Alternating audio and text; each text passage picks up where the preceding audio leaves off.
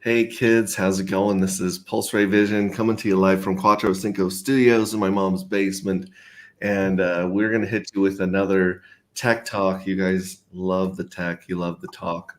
We're going to be talking about the Forge platform and Curator.com. We had an introduction yesterday with Mark, and we talked a little bit about the Forge and the Forge Council, things that he's trying to set up over there. And then today we brought in more of the community to get into the weeds of the website and how the ecosystem works. We also have some other guests. We may have complete surprise guests coming on here. We don't know. We left a link in the Telegram, so it's kind of like leaving your door cracked open. You never know. Really interesting. But with that being said, I'll have Mark introduce himself and Nate introduce himself, and of course Proof of No Work Dev if you don't know them. So we'll just go clockwise with Mark first. I'm Mark, founder of The Forge and Curator. Before that, some big YouTube channels called Minute Videos and Sprout Schools. Just very happy to be here and discuss with all of you guys how we can create a really, really good review mechanism. Helps people find great projects and avoid dangerous bad ones. Awesome. And Nate, if those who don't know Nate. Yes, sir. This is Nate McGettit from the DGen Roundtable. Yeah, so I was asked to come on here by Mark because he's really awesome. Truly quite an honest man, I'm not going to lie. So, yeah, you asked me to come on. You have been talking with me about the Forge. It's a very interesting launch pad that you guys are trying to do currently. And I'm very interested in it because the entire idea, quite frankly, is literally honesty, right? And I don't know about you guys, but for everyone watching, but sacrifices haven't exactly gone the way that maybe we wanted them to go, you know? And what Mark is trying to solve, like the problem he's trying to solve with the Forge is the honesty of sacrifices and just kind of just rugging, if I may say that, right? So yeah, if you want to talk about it, Mark. Maybe Proof of No Work. You want to introduce yourself before we get started? Yeah, sure, man. Appreciate it. I'm a developer. I'm Paul's Chain community member. I actually am one of the only examples, my token Proof of No Work, of a successful sacrifice that went on where the price is up significantly. It's about up 12x from sacrifice rate. And I took a lot of the money that I received from the sacrifice, now the majority of it, and put it towards the project. So I am one of the exceptions to the rule, but in general, I would agree with your statement about that. And I'm just here to help spread word about the Curator and Forge community with Mark. Awesome. So take it away, Mark, and then we'll jump into the comments here and get going. Okay, great. Yeah. So Nate said, that the sacrifices haven't gone the way you wanted them to go, right? And I like to start the conversation with imagining what if they went well. Imagine back and imagine every single sacrifice went well and everybody got a lot more money back than they sacrificed. What would happen if that's the case, right? And I think it would attract a lot more people, right, that want to sacrifice even more and get in on this. That would mean more money, more projects will come, right, that get funded, that build on the chain, and a huge bubbly ecosystem would happen, right?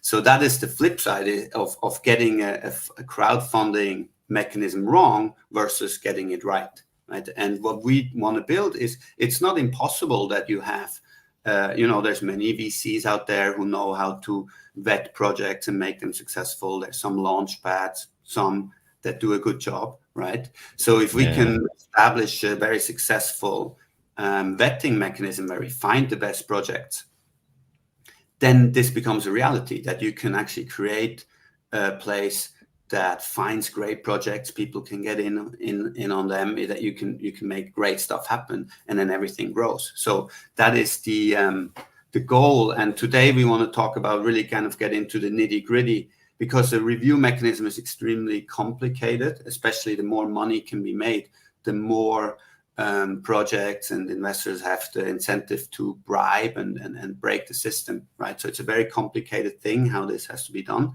And we've had a lot of experience now. Curator, we started off just as a review platform, not as a launch pad. People could just come and rate and review any project, right? But after about half a year, we had many startups coming in, and they wanted what we call private reviews. So they got feedback from analysts, and Launchpad started working with us, sending us these projects, getting them reviewed before they launch and things like that. So that's where the whole idea of the Forge happened. And I want to take a little bit more time and share my screen quickly to give you a little bit more kind of in-depth understanding of the value of the reviews. Just gonna share quickly. So reviews are quite difficult in terms of, it can be quite contentious, you know. And Nate and I, we just talked about that a minute ago before we came on the stream. When projects get bad reviews, they tend to basically get angry, right? And not react very well. And we saw that a lot on our platform, where analysts, you know, kind of are fighting with projects, and the projects want to get better reviews, and they accuse the analysts of, you know, false information, all these kind of things, which is very true in you know, in many cases. But I want to show here the other side, really the good side of our reviews. And this is since we opened last January, February, basically in 2023, we've had many reviews from very experienced analysts that have predicted projects doing really, really, really well. This is one of our favorite here. This is Caspa. Do you guys all know Caspa by now? Yeah, I know Caspa. Yeah. So basically, the story here is we just launched our platform. It was a live beta, basically, and some analysts came in and they did their application. They wrote 5 reviews. All of them were on Caspa, but then I didn't. This was in January last year. I didn't know of Caspa yet. And he did all 5. Caspa is so great, this and that. And I looked at it and I was going to reject him because I thought he's just shilling some stuff, right? But I went to check out the project, and then I saw the website was amazing. All the information was amazing. And then I looked at the white paper, was amazing. Then I looked at the founder's video explaining the thing, and the technology was amazing. And I have quite a good understanding of like how blockchain works, because we've done for over a year, like 3D animations explaining the technology and stuff like that. So I saw that this was really something next level. And what happened here is, so I really liked it, and I wrote a good review as well. And then 15 other analysts came in that all wrote a review as well. And this project got 4 or 5 stars. And none of these people had known about this project before. And of course, now the project is famous because just since that point, it did a 25x. Right, it just kept going up and up and up and up, and of course, it had already done a 1000x since it started. Right, so there is thousands and thousands of projects out there. I met the head of AWS Web3 fund, and he said there's over 1 million active crypto startups there.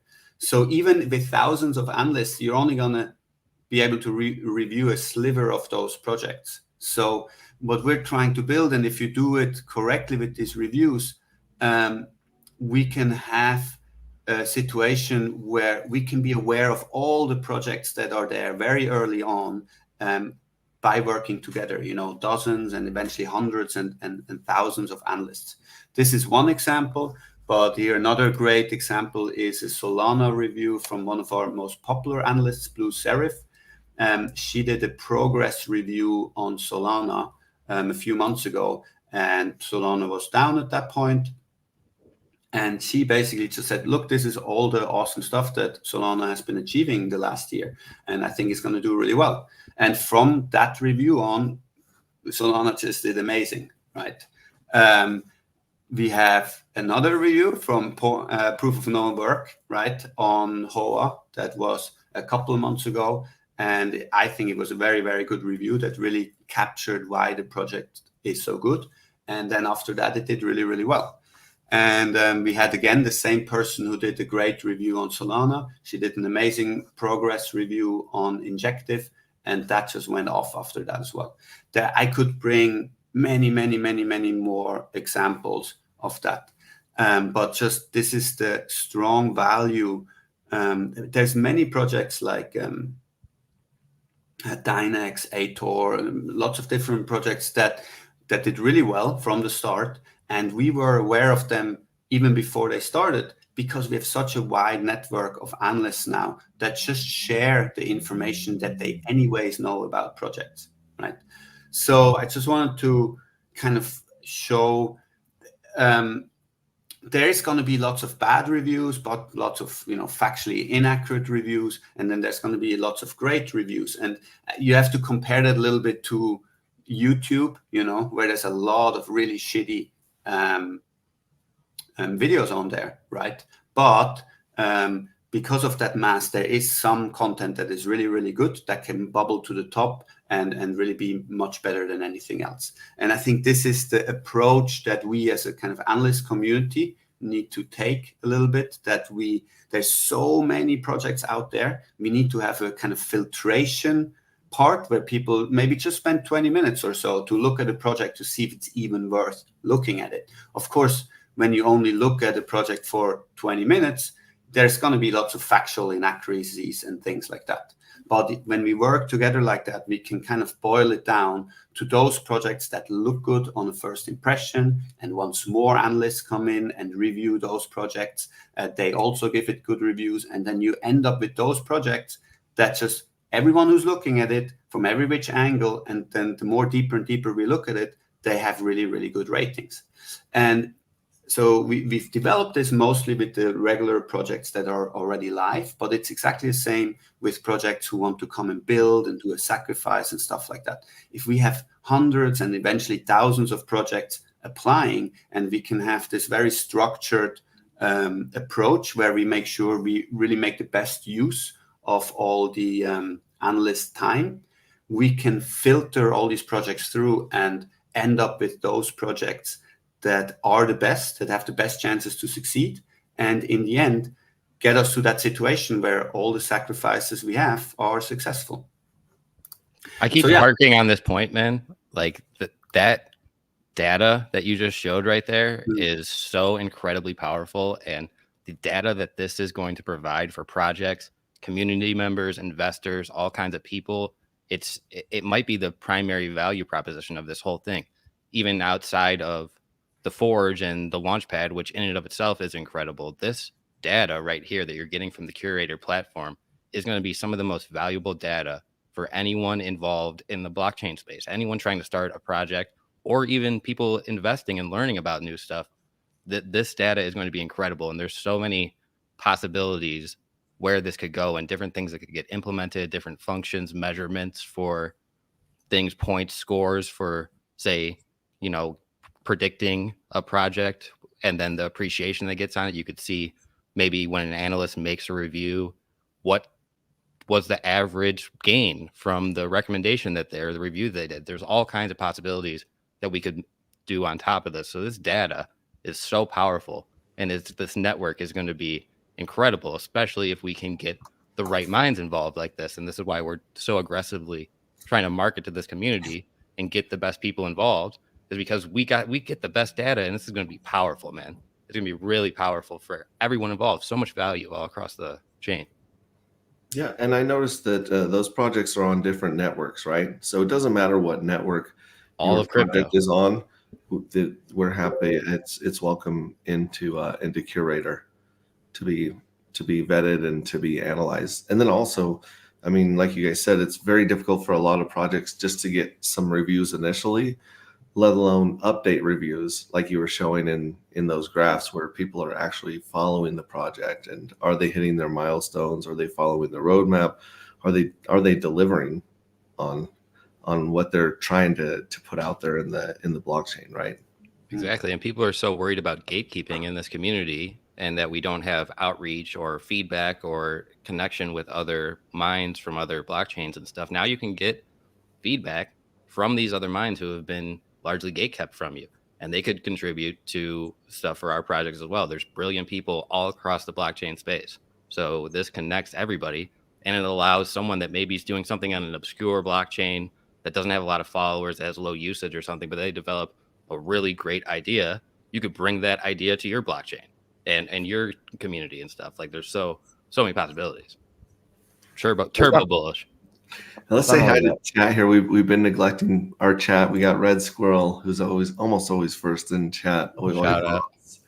Tetris Sack doesn't need fixing. Sunglasses. Text Clip says Tetris fire. Hex Clip says I don't do sacrifices anymore unless they're capped.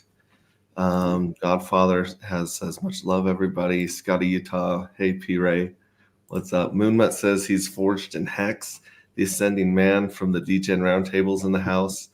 They got Moondog with love and light. Adam from Vibra Finance, we're hoping to get him on here, but hopefully he'll be shooting some questions here from chat. Good to see you. Texan Tailgates in the house. L, who I guess is one of your analysts, correct? Yes, one of the in OG the chat. And of course, Sending Man says, hey guys, a wild SJ appears. What's up, SJ? Richard's brother says, no more sacks without baby blankets. It's weird. None of them work other than Richard's. And then also some love there. We got Hex Quinn in the house with throwing up a bunch of stars. Ancient Earthways, it's good to see you, brother. Joran Giriston. Jeroen, he's one of our main analysts. He's written another one of the analysts. Over 100 reviews. So Christian Nye is in the house. She's a regular. And then, of course, Elle says, just a couple of words. What is sacrifice in terms of curator? What is a sacrifice in terms of curator? Well, I mean, a sacrifice is in many other ecosystem. It's a pre-sale or it's a fundraise, right? So curator itself is for general reviews of projects that are already there. You know, they're not necessarily raising funds, but for projects that want to raise funds, they will now go to the Forge and do that there. And a couple of the differences are that the regular reviews on the curator, they're always public. Someone comes in and just writes a review, that's done.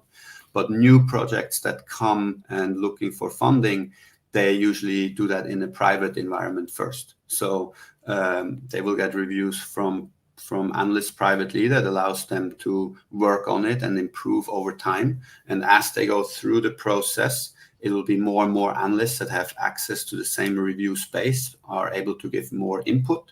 And only once everything is complete, then those reviews will go to the public. To me, like a sacrifice for this is, as it relates to this curator platform, the curator can facilitate both a sacrifice raise or a traditional securities raise. So when we're talking about sacrifice as it relates to the Pulse Chain community, these are typically a fundraise for a project developer that entails no specific requirements or no promises. So although you could come through the Forge and say that you wanted to get feedback or something, you may choose not to use the smart contract that is used to custody the funds. You may just choose to have a traditional sacrifice where the funds come straight to the project developer or whatever for their innovation, for the thing that they developed here. And then people can participate, and essentially equivalent almost more so to like a donation or a gift that they gave someone to building this new innovation. And then maybe down the road, they would reward you with something. So the curator platform is for reviews of all projects that bring this in, but the Forge there could facilitate both those old or this new Pulse Chain style of raise and also a traditional fundraising mechanism or a securities raise where you go through a process and make expectations and make promises and make things to investors. Because of the way that the smart contract operates, you can facilitate both styles through this platform. See, I'm going Would to you push agree with back a that, little Mark? bit there, though.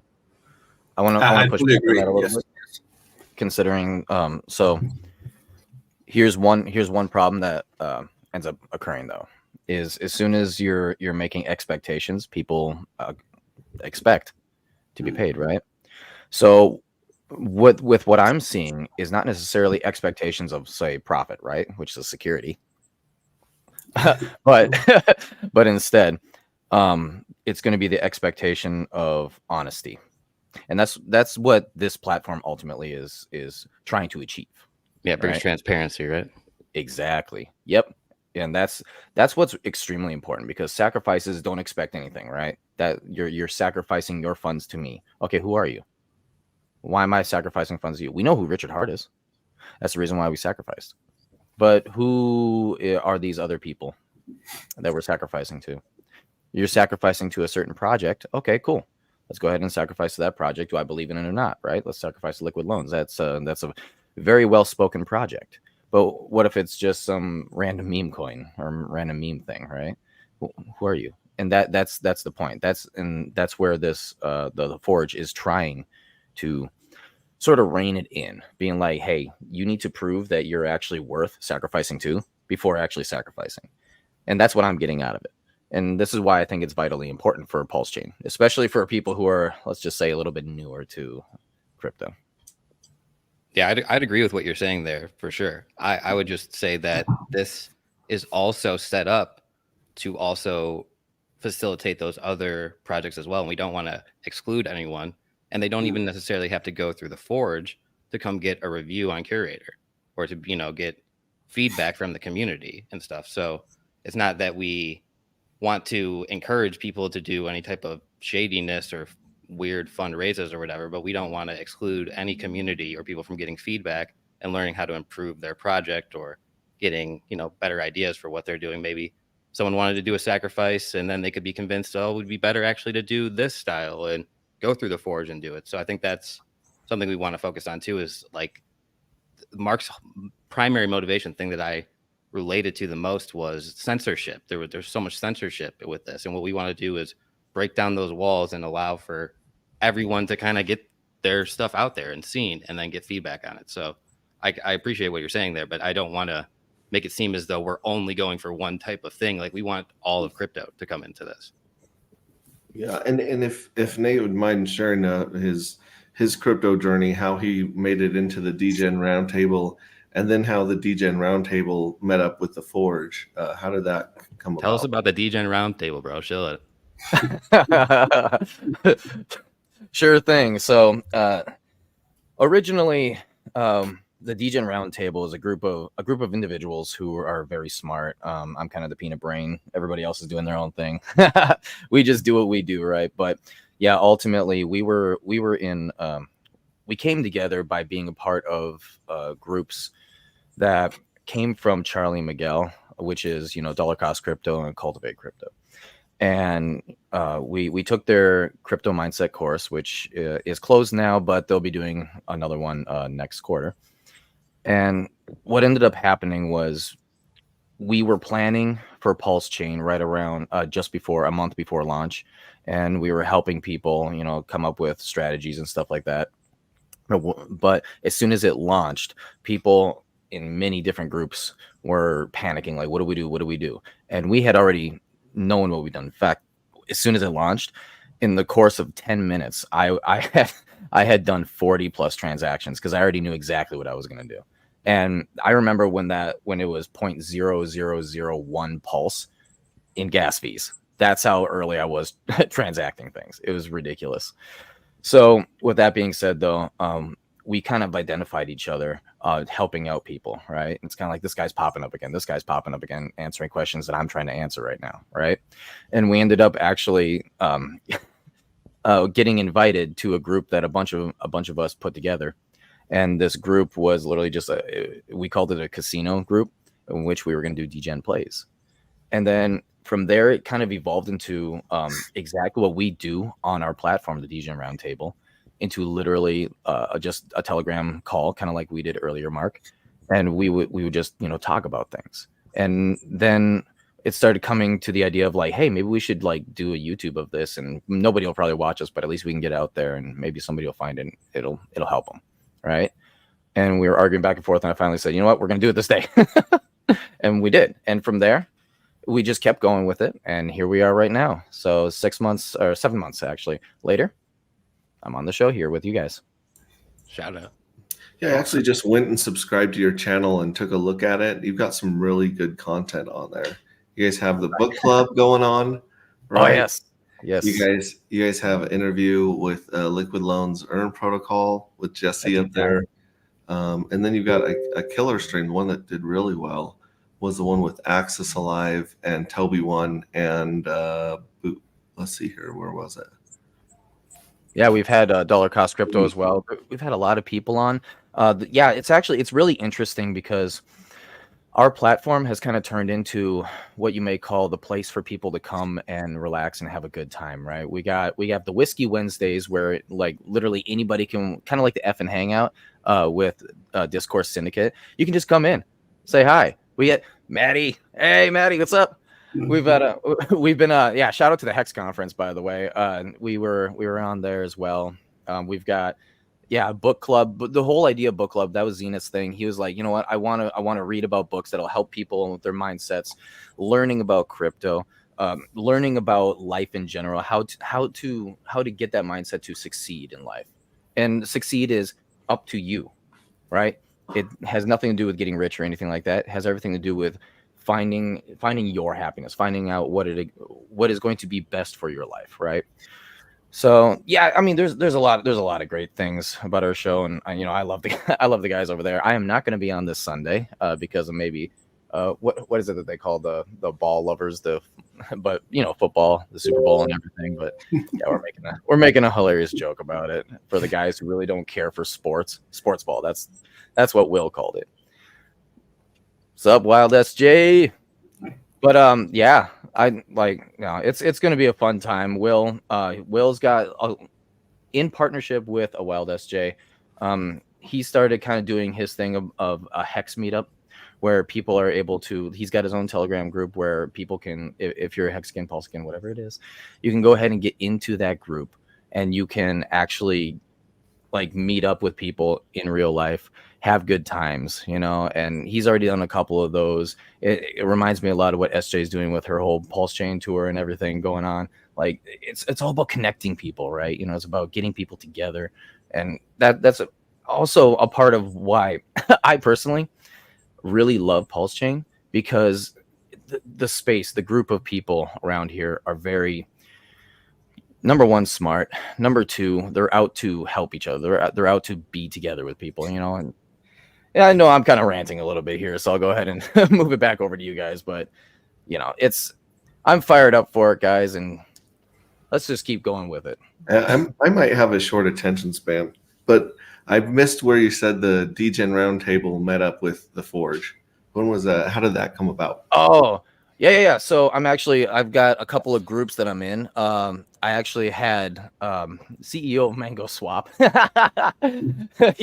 He reached out to me and he was interested. The same way that you were interested in DGen Roundtable. It kind of seems to be a running theme at this point. Like, who's these DGen Roundtable guys?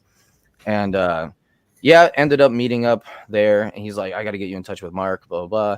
And we happened to meet up that way. And it's like, hey, this is the thing we're doing. And I'm like, this is a great idea. And yeah, we just took it from there. That's quite literally what it was. Awesome. Simple. El says, is Forge going to operate like every other top launchpad, DAO makers, Seedify, Ape Terminal, etc.? I mean, allocation rules, vesting, etc. Would appreciate to hear a bit more about the general mechanics. Good question, El. Yeah, so I think no is the short answer, because it's a network. It's not one platform where you go and then people will review and vote together where to allocate funds or not, right? It's a network of different entities. So the Forge is only there to vet and review the projects. There's no pool of funds where then the DAO votes to send the funds to, right? So every person who wants to invest or sacrifice or whatever they want to do, that's their own choice, right? That's the first part. So the second part is that everything in this network is actually voluntary. As we said before, I mean, a project doesn't even need to come to be vetted on the platform. I mean, they could do a regular sacrifice where they just say, yeah, we're doing a sacrifice, but we're using just a smart contract, you know, and maybe people will do it, right? But what I believe will happen is that the projects that use the entire service properly will get funded, right? So if you say, okay, I'm gonna come to get vetted, and the analysts will review us, and we have a plan of we're going to use this smart contract, and we're going to have these what's it called, milestones, and we're gonna lock up our tokens in a kind of a vesting contract for the founders and all these kind of things. If we do all of these, we will get a high rating from the analysts, and therefore people will likely invest in us or sacrifice for us if we have a good rating. But it's all voluntary. There's no single platform that says, oh, this is the cap for the raise, right? This is up for the project. They can go to the smart contract. They can say, this is the cap. They can decide whether they need to reach the cap or not. You know, maybe if they don't reach it, they return the money because they don't have enough money to do the thing, right? So this is all the project. It's basically like a sacrifice where a project gets to decide whatever it wants to do, and it needs to convince the people to sacrifice the money to it, right? But we give it all these tools in between that it can use to increase accountability, right? And also improve its communications and everything. And if you use all of that, it's still the same individual in the end that chooses if they want to sacrifice or invest in the project. So I think it's quite different from the other launchpads, even the decentralized DAOs that are out there. And supporting your point there, I think about one of a degen's favorite questions is when. They're always asking when is this going to happen? When is this going to happen? With the basic idea being they just want to know what is going on. They want to have an idea of what's the liquidity going to be? What DEX is it launching on? What time? What's the address? All that type of stuff. And if you go through this whole process and answer all of these questions and have them laid out for you, the degens are going to want to go into something where they know what's going on, or at least have more of an idea of what's going on than just the stuff that's, hey, give us the money and then we'll see what happens. So, I mean, this could be something that even the craziest of degenerates look for, because they're like, at least I have some data, as opposed to just buy the contract address and hope and pray. Yeah, because your only other option is really to be in the Telegram of all of these projects as things are unfolding with the founders, right? Old degen. Yeah, are you really going to follow like 60,000 telegrams, right, and be checking them all the time? That's not possible. So, yeah, of course. So, anyways, I was going to say we got a giveaway of a couple NFTs, Mark, and let's see, what were the requirements for that? That was to watch the last video to the end. Yes, right? And exactly. Then also to tweet, to leave a comment on your video, which I'm not sure if anyone has done. And then the last requirement was to come to our curator Telegram and leave questions there. So we've got quite a few good questions over there. Mm-hmm. Let me quickly. So we have 2 winners. Mandingo actually picked the winners just now and sent them to me. Awesome. You want me to just, I'll just say the names here, huh? Yeah. So we have Elnara. Her question was, since I have been on IDO Boom and Launchpad Boom on BSC, I feel the curator has done what the best IDO platforms like Bluezilla, Starter, just to name a few, had done after the launch of their platform. So everything is in advance, 5 stars for that. My question will be, as no question arises about how will you choose the project because you have the best review platform. How long would you incubate and watch the projects that launch on Curator, since there will be a vesting period for the token distribution? Because some launchpads, I personally feel the vesting will be for 6 to 12 months, but mostly the projects will go to zero in a couple of months. And my good luck for the team. Sorry, there's a bit of punctuation missing, but it is going to be the best. It's going to be the best launchpad of Pulse Chain. So yeah, she's basically asking how do we incubate and watch these projects through Curator, and how long will it take, and will things like vesting and stuff like that be decided? I've answered that question in quite a lot of detail in the Curator chat. So I think unless you guys want me to answer it here, I think people can go check it out on the platform. Well, I think that the incubator period is determined by the project, right? They come out and they say, this is our time period that we're looking at, and so forth. And then also, hey, Josh, welcome. Josh. Hey, how you guys doing? What's up, Josh? Sitting around on Super Bowl Sunday, enjoying the conversation, and I thought, you know what? I got a little bit of time. If I can add value to the conversation, I'm all about it. So get in here. Well, and this is the first time we've had Chocolate Tates on Tech Talk, so it's a momentous occasion for all of us. Shout out. Hey, Josh, how about those Ravens in the Super Bowl, eh? yeah, I mean, obviously they got rolled by the Chiefs. You know, Ravens didn't show. I live in Baltimore, so I got season tickets for the Ravens. So I was at the AFC Championship game for a short while.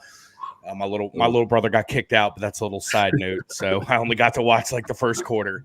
But yeah, the Chiefs rolled them, and I said, hey, if the Ravens lose, I wanted to cheer for the Lions. Lions lost, so I mean, I'm going to a Super Bowl party tonight, but I don't really care who wins. So Taylor Swift will win. Try to get back in and finish what I was thinking with Mark real quick about the incubation period and the vesting schedule, because there is an opportunity for people who engage with this on one point or another, either as an influencer or analyst or a council member, to receive some of the token allocation, right? And so myself, we've been discussing possibly sharing some of our token allocation with the team that we're working with, and we're setting up vesting schedules, right? Because usually if people are willing to do work in return for your token, they're using it as a form of income. So you're planning on any of that token that you're giving away being dumped, right? And so usually what you want to do is set up a vesting schedule with these people saying, look, I'll give you 1% of my tokens, but I'm not going to give it to you when I launch because I don't want the chart to dump, but I'll give it to you over the next year or two.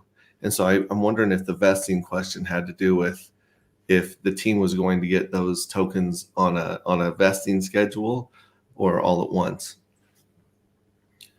Yes, and so as with everything, it's up to the team to do that, right? And it's connected to the incubation question. So the incubation is part of the review process. And if a project theoretically comes in and everything's already perfect, they've done everything, they get a 5-star rating, the whole thing can be done in a week or two, and they can start their race, right? And there doesn't have to be any incubation. But most projects are not like that. And they come in and they get really bad ratings. And again, we've reviewed over 100 projects already, and usually that incubation part ends up being 2, 3, 4 months of them getting reviews and then improving things and changing things. And very often the projects actually end up hiring some of the analysts and boarding them onto their team because they're so knowledgeable and they are lacking this knowledge, right? So that incubation can happen. Very often, actually, teams are just missing vesting or they have really weird vesting for their teams just because they don't know any better, and then they show it to analysts, and the analysts are you crazy? 6 months vesting, you're crazy, that everybody can run away with that. And then they're like, I didn't know. And then they change it to 2 years, something like that, right? So Paul's right, thinking about your premise there too, about, if you're going to give a team allocation, you're going to give it to people, most of them are going to dump it or whatever. I think that's generally true. But for sure, it's more applicable to meme style tokens or tokens that are just community based or, something that doesn't have utility.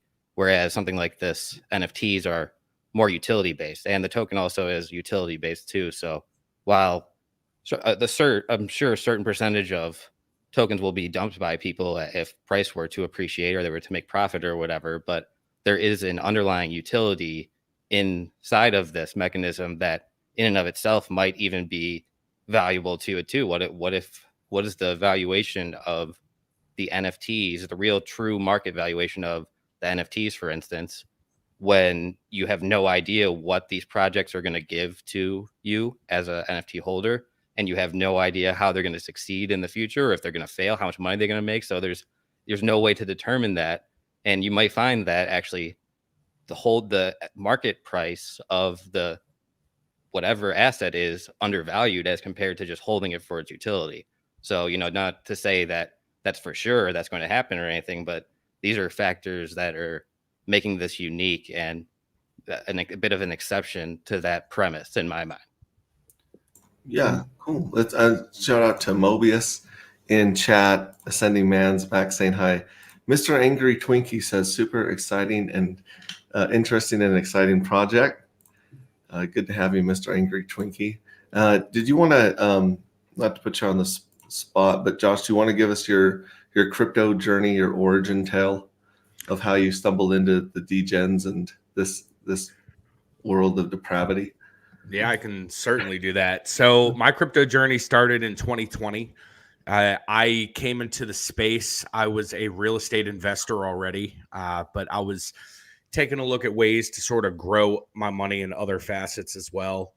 And I had gone through a divorce probably a couple months prior to, so I purchased another house.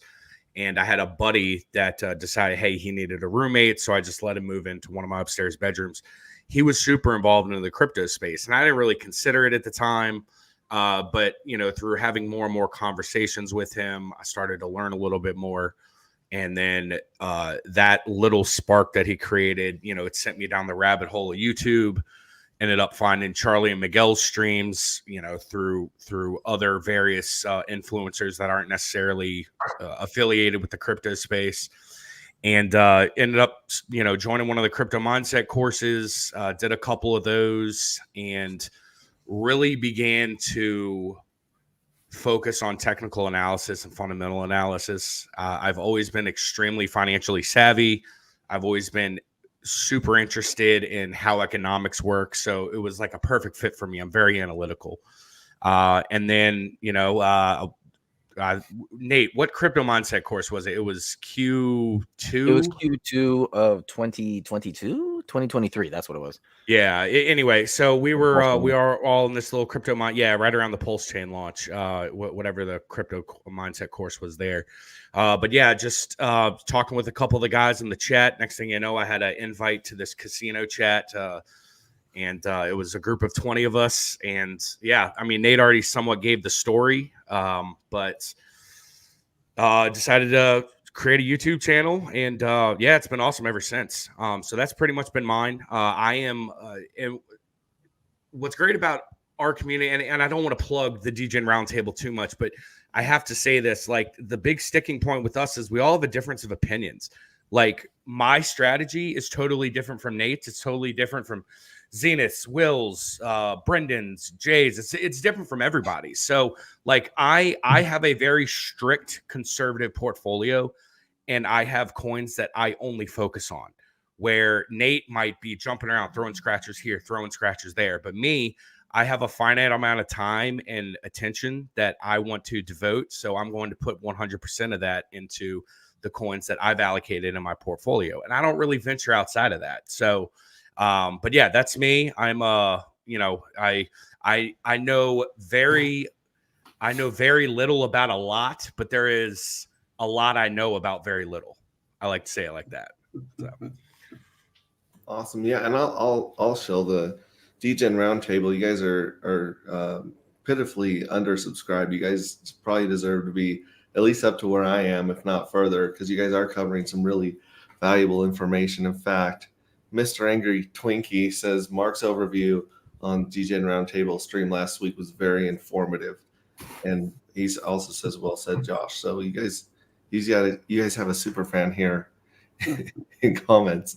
And thank you for bringing us up there. Shout out to Dollar Cost Crypto, Miguel, He's a heck of a guy. I've enjoyed hanging out with him in Vegas a couple times, and he's very informative.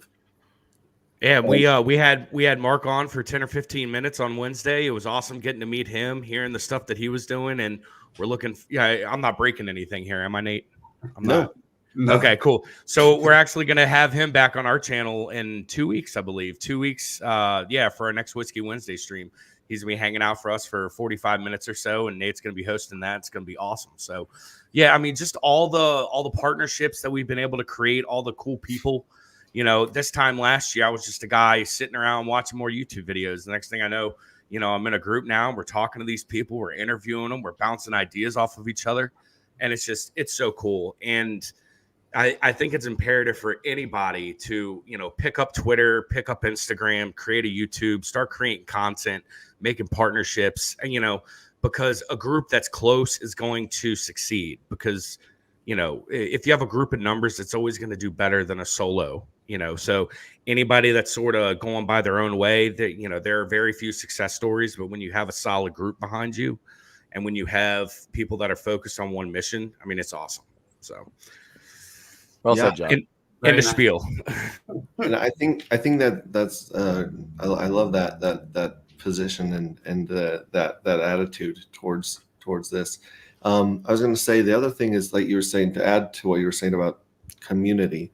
If you can gauge crypto's community, you can basically predict what the price chart's going to be just by how strong their community is, and that's something that it's really hard to measure. I mean, there's places like Social Blade, and you can look at number of wallets and things like that. But really just getting into their streams, their Telegram chats, or if they have meetups like the Pulse Chain Tour, when you meet these people in person and you see, okay, these guys have the same fire in their belly that I do, and they're a little bit obsessive like I am, you can like really put a lot more faith into that community. Right. DJ Cryptomatic says Pulse Ray all suited up and booted. Nice. Thank you. Daniel Polk's in the house. Good to see you, buddy. So what other questions you guys have for Mark or about this, the platform, or what would you guys like to see going forward with the engagement of different communities? You got anything on this, Josh? Any questions you wanted to ask? I'm gonna wait a couple minutes to form my question. So if you guys want to go first, like if we were about to get dinner, I'd be like, "Hey, go with the other table." You know, go around. You know, I was thinking along the lines of what you guys were just saying there. Like, what I like to say is, this technology was largely invented to eliminate the need for trust. It's trustless. You don't need anyone. But in this sea of trustlessness, the thing that people most want is a little bit of trust because they have none. So what we're going to be looking for in these networks is some people that provide you a little bit of value that you can, in a way, trust. You know, it's against what Richard Hart says and what the Maxi narratives are, but you actually kind of get like the most value out of these little circles, that you can find people that aren't snakes, that aren't trying to extort value from you. They're trying to add value. And so these little communities and stuff like this are great to promote and great to be a part of, because instead of trying to get your money, they're trying to get you money, you know, and in this sea where you're getting overflowed with information from all sides, and it's crazy the amount of time you would need to spend it all. It would be great to have a little group of people that you can kind of trust a little bit to give you the best information. And that's just human nature. That's what we're looking for. So it's ironic that we invented this technology to solve that problem, but then once the problem is solved, we're all kind of looking back to go towards the trusted system. And that's kind of what Curator is doing here, is giving you this trusted system of knowledge, of information from people. And then they're incentivized to do that knowledge through this system of checks and balances and stuff like that. So I love how that all works together. And it's kind of like a realization that people need to accept and have, is despite there being no need for trust, people still want it. I mean, humans are going to human, you know that? Right. And that's ultimately, I mean, we're social creatures. And we ultimately, for hundreds of thousands of years, have always had some kind of trust between peer, right? So Curator reminds me a lot of, and actually kind of the Forge itself reminds me a lot of how eBay originally did their thing. right? So originally, the entire idea of eBay was we're going to have a place where one person can sell something to another person, and it's just the seller and buyer. That's it. However, obviously, there's a lot of scams going on back then too, and this is early, way early back in history of the internet, right? And there's a lot of unfortunate things going on because, again, that kind of trust, right? People are going to take advantage. If there is no trust, people are going to take advantage of that. And so they, what eBay's way of trying to counter this was to get other people's feedback on that particular seller. If I'm trying to sell something, I better have good feedback. Otherwise, if I have bad feedback and people are like, yeah, this guy's scamming the heck out of us, right? You're not going to be buying from him. And it was a great idea. And I'm kind of seeing parallels here of Curator, the Forge, and kind of like how eBay started. And you know how big eBay is now. So I'm just saying, maybe I am saying, maybe I'm not. I don't know. Yeah, no, it's a very similar comparison, but I also see it kind of different in the way too, very opposite style, because as eBay grew, it actually got like more centralized. And the Forge and all of this is actually seeking to work in that opposite model, where we're going to start a little bit more centralized to start because we have these smaller amount of people, the smaller group that's just starting it out. But as more projects come, as more analysts come, as more people get involved, as more people say were to distribute their NFTs or give them to their community and stuff, you're designing it to get more decentralized. And ideally, we go centralized over time rather than centralized. I think that's kind of the big difference. But along the lines of them being like eBay and the models that eBay tried to use, like, yeah, that's simply definitely type of stuff that we would want to apply to this, because that was very successful in blowing up their project. And the community feedback aspect is such a huge part of this that you want to definitely get involved because you're getting it from all unique perspectives. Yeah, Yeah, exactly. so basically, if you build it, they will come. Like Fill the Dreams, right? Right. I'm gonna give a shout out to Mark Avelli. He says, "Pamp it." He's ready to go to the moon. But yeah, I when I saw all the work and effort that Mark and his team had put into this platform already, and thinking about the way that they could have a trustworthy community where the incentives to do right outweighed the incentives to do wrong. I was really impressed, and I thought this is a great place for our community. We have such a loud and energetic community in Pulse and Hex, and sometimes that energy is pointed at the wrong direction. But if we could focus all of our energy on something like the Forge, something like Curator, then we could really, 1 + 1 = 100, right? Not 1 + 1 = 2. So that's what I saw, the vision that I saw when That's I why started. I'm here, man. This. Love it. Yeah, zero gravity, zero, or it's zero something, zero negative, zero negative. It always melts my mind when I see his name. It says that's the Mandela effect, and is and always was. If you build it, he will come. Love it. And then Danny Boy says, Muck G Live Fam. I'm not sure what Muck G is, or if that's just a misspell. Everybody too old on the panel to keep up with the talk. I don't know. Love it. Cool. So we mentioned both winners. The first winner was Elnara. Right. And the second one we had another question, so I don't think we announced the second one, did we? No, we didn't. Okay. So the second is Moon Mutt. Moon Mutt. Mutt, yes. And his question was, what will the vetting process be for new projects? So yeah, I did also, if you want to read that up, go to the chat, and there's a very long description of the detail. We can go through it here more in detail if you guys want, but we've already discussed it quite a bit. What do you guys think? That write-up is really good in the chat. I definitely recommend they read that, because that covers all of the details that you could possibly imagine. I would imagine if you had any specific questions, they're probably answered in that text. You're talking about the Telegram, right? Yeah. Mark wrote a big long message that Why details don't you actually pull it up and kind of hit the main points of it? Because I do like the way that it's organized, and I do like the way that it kind of walks people through the whole ecosystem, because it's hard to like look at it all at once without like a path of going around the circle. You mean you want me to show the platform? No, Or the you can Telegram just- message, that big you can just Telegram pull post that where you were Telegram describing message. it, you know? The message That's to really good, message. and then Okay, cool. jump through that, and we'll go through that, because like I said, that is a good way of taking it into bite-sized pieces and seeing where one piece leads and connects to the other. Yeah, and rather than have you try to just go off the top of the head with this, that you had it perfectly structured and laid out right there. Yeah, Danny Boy's driving in the British Columbian mountains. Can't text. This was her question.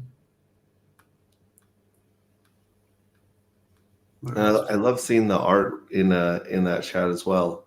Did you want to talk at all about that? I mean, we talked a little bit about the artist yesterday. Yeah, I can mention it again. So here's the question. What will the vetting process be for new projects? So this is actually, I just took this out of our white paper. So people can go check out the white paper. But so it's, do you want me to read it through, or I'll just explain it again, or what? Yeah. Maybe you could just summarize it up, or either way, people love to be spoon-fed, Mark. Okay, I'll read it. I'll read it. So the initial project, it starts all with the initial project submission and review process. When a project kicks off with the Forge, they set up a profile and share all the key information, their pitch, white paper, website, and socials. These submissions are carefully handled in the back end to sift through any and identify any improper entities. So we will just, if it's not a proper submission, we'll take it out. The private spotlight section. Once a project is in, and I think I showed this at the very beginning, or I showed it in yesterday's stream. You covered it. Once a project is in, it heads to the spotlight. This is a private space where the first round of reviews, called micro reviews, happens. Analysts get notified of the new projects and review them in blind mode without seeing each other's reviews. So their feedback is unbiased. I quickly want to stop here. So as I said, we have many different types of reviews, and the first one is usually a micro review. And we don't really want people to spend hours on researching a project. We used to have that where people would put a project into a spotlight just to share it with other, analysts. And then it was a bad project that might have 1 or 2 star, and everyone came and did like lots of in-depth reviews and stuff like that. So we spent a lot of time on bad projects. And that's why we said, let's change it around and have a micro review. And we tell people, don't spend more than 30 minutes on this, just go over it. And then a project needs to first get at least a certain amount of, 3-star plus micro reviews before we then spend much more time on it. So this was a very important innovation, I think, that happened in the last year. So the micro review phase means a project first undergoes evaluation by 2 analysts. If both give it just 1 star, the process holds, and feedback is provided to the project founders. But if it scores 2 stars or more, we bring in more analysts to take a closer look. Escalating quality focus. We're all about digging into projects with promise. If a project doesn't wow the analysts at first, they can tweak their info or even offer cash rewards or AMAs to get more in-depth analysis. This happens a lot, that new projects, they don't have their website developed well, or decks or stuff like that. So very often they get 1 or 2 stars because the analysts just don't really know what the project is about. And there's an enormous network of people that do charge for AMAs. Like they charge huge hundreds, thousands of dollars just to go into their audience and have their audience ask them questions. Yeah. So this is what can happen here. As soon as they have an AMA, usually the analysts understand it much more, and it gives the project a lot because it starts understanding how it has to present the project so people actually understand it. Then is the in-depth review and incubation. Projects that hit at least 3.5 stars move into a more thorough review phase. Here, a broader group of analysts scrutinizes the project across various categories, simulating an incubation period. It's a collaborative phase where projects and analysts refine and perfect the project's presentation and strategy. So yeah, again, in this early phase, we do micro reviews. In this phase, the analysts will do reviews in different categories, like the tokenomics or the team or the technology and things like that. This usually takes several months. And during this time, also often the project kind of ends up hiring people from the community, from the analysts. Cure tokens fueling honest reviews. Analysts lock up Cure tokens as a commitment to their role, which also subjects them to penalty risk for any misconduct, including biased reviews. Donors, on the other hand, donors or investors, on the other hand, lock up Cure tokens to receive weekly super upvotes, proportional to their stake, influencing review weight and earning better project allocations. This mechanism ensures donors exercise their voting power judiciously, as they can be slashed for misbehavior. So yeah, summarizing this again, a project might have 20 reviews that are written from analysts, but it's the investors and the donors that get these super upvotes, and they upvote the reviews they think are the best. And those are the ones that carry the heaviest weight and kind of float to the top. So if a project wanted to bribe this entire process, they would have to bribe both a lot of analysts and a lot of investors as well, which will be very hard. And I explained before that even if they can do that, we still have the council with the NFTs that can come in and ban and slash these analysts and the investors if they think they're being bribed. And even if it can bypass all of this, then the funds will still be frozen if the project doesn't achieve its milestones. So there's really a lot of safety guards in place to make sure projects cannot scam and cannot rug pull and cannot run away. And who's in charge of unlocking those funds from escrow? That is so it will. Sorry, I'm just going to stop the screen. So it will happen automatically based on the time schedule that they put in, and the NFT smart contract. The smart contract, yeah. And the NFT holders have the chance to come and block the release if the project doesn't deliver on the milestones.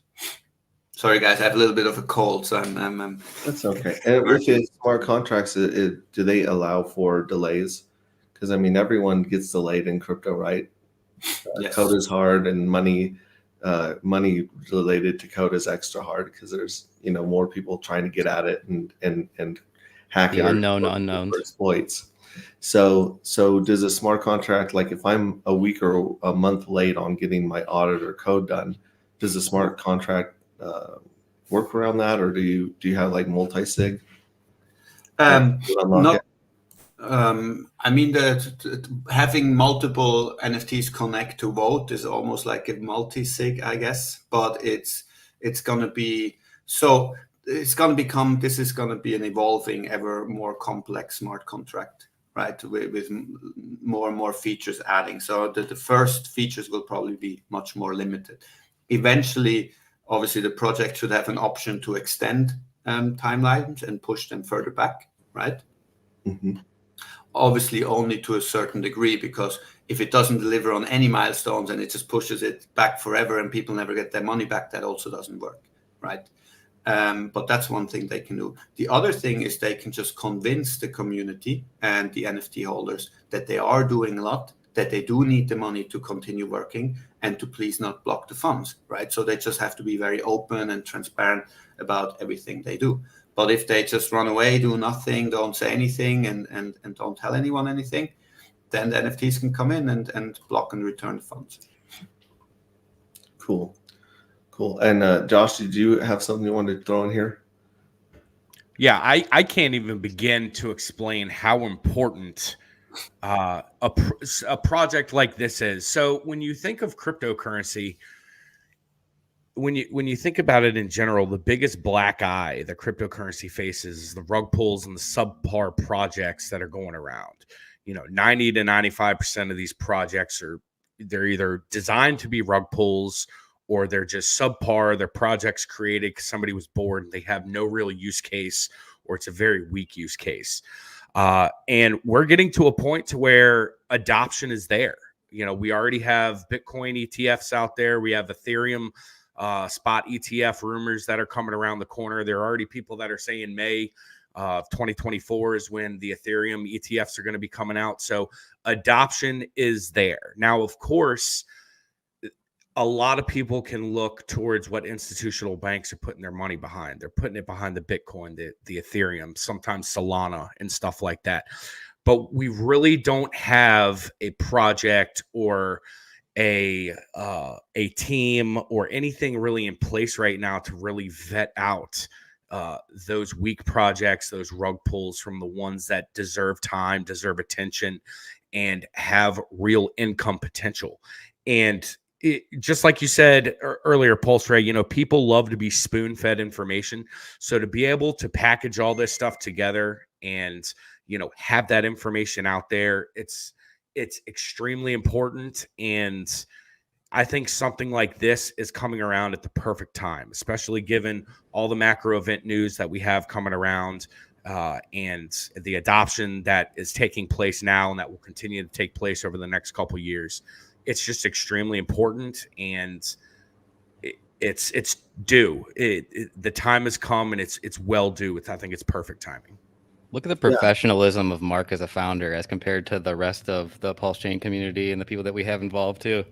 I always celebrate this guy as the dude that we want to have more personalities like this involved. It's way more professional, way more appealing to outside communities to deal with somebody like Mark than some other people in the community, Well, see, here's the thing about Mark. Like, I'm Mark, and I'm gonna go ahead and say this.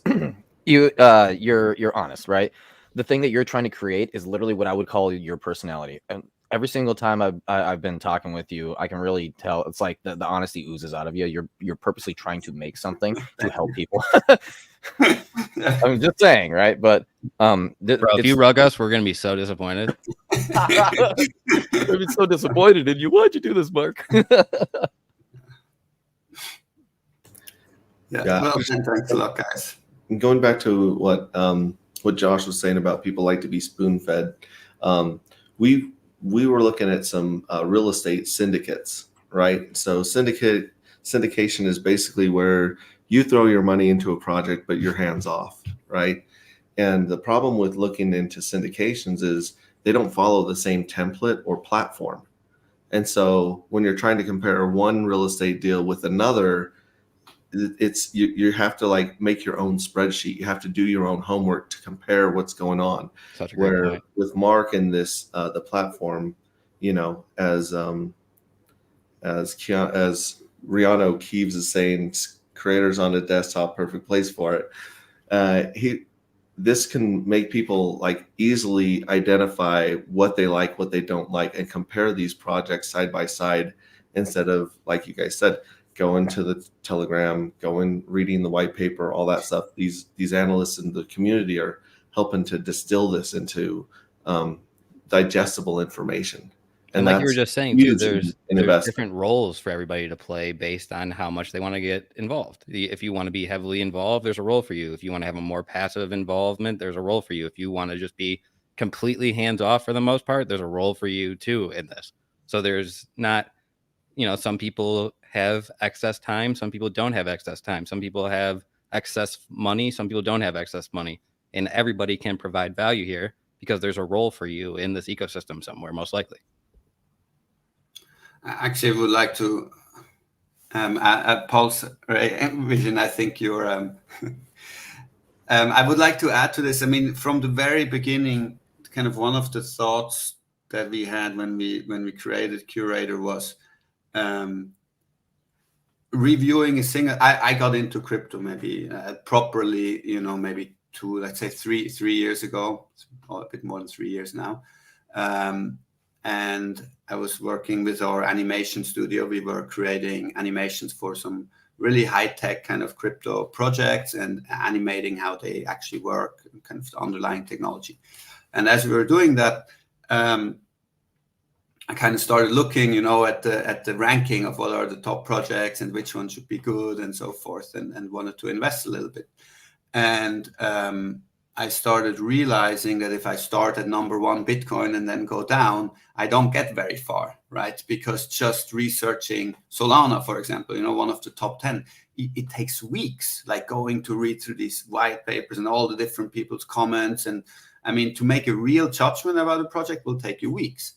And if you do that, you're just never going to get anywhere. I mean, you're not going to get through the top 20 in a month or two, right? Forget about. And one of the projects I was working for was a huge project, a cross-chain layer 2, really the only cross-chain layer 2 that I knew, with tens of millions in funding, ex-Google heads as their tech developers, 150 people team kind of stuff, and they were number 900 on the ranking, So I was like, how can you ever find these crazy projects in this abyss, right?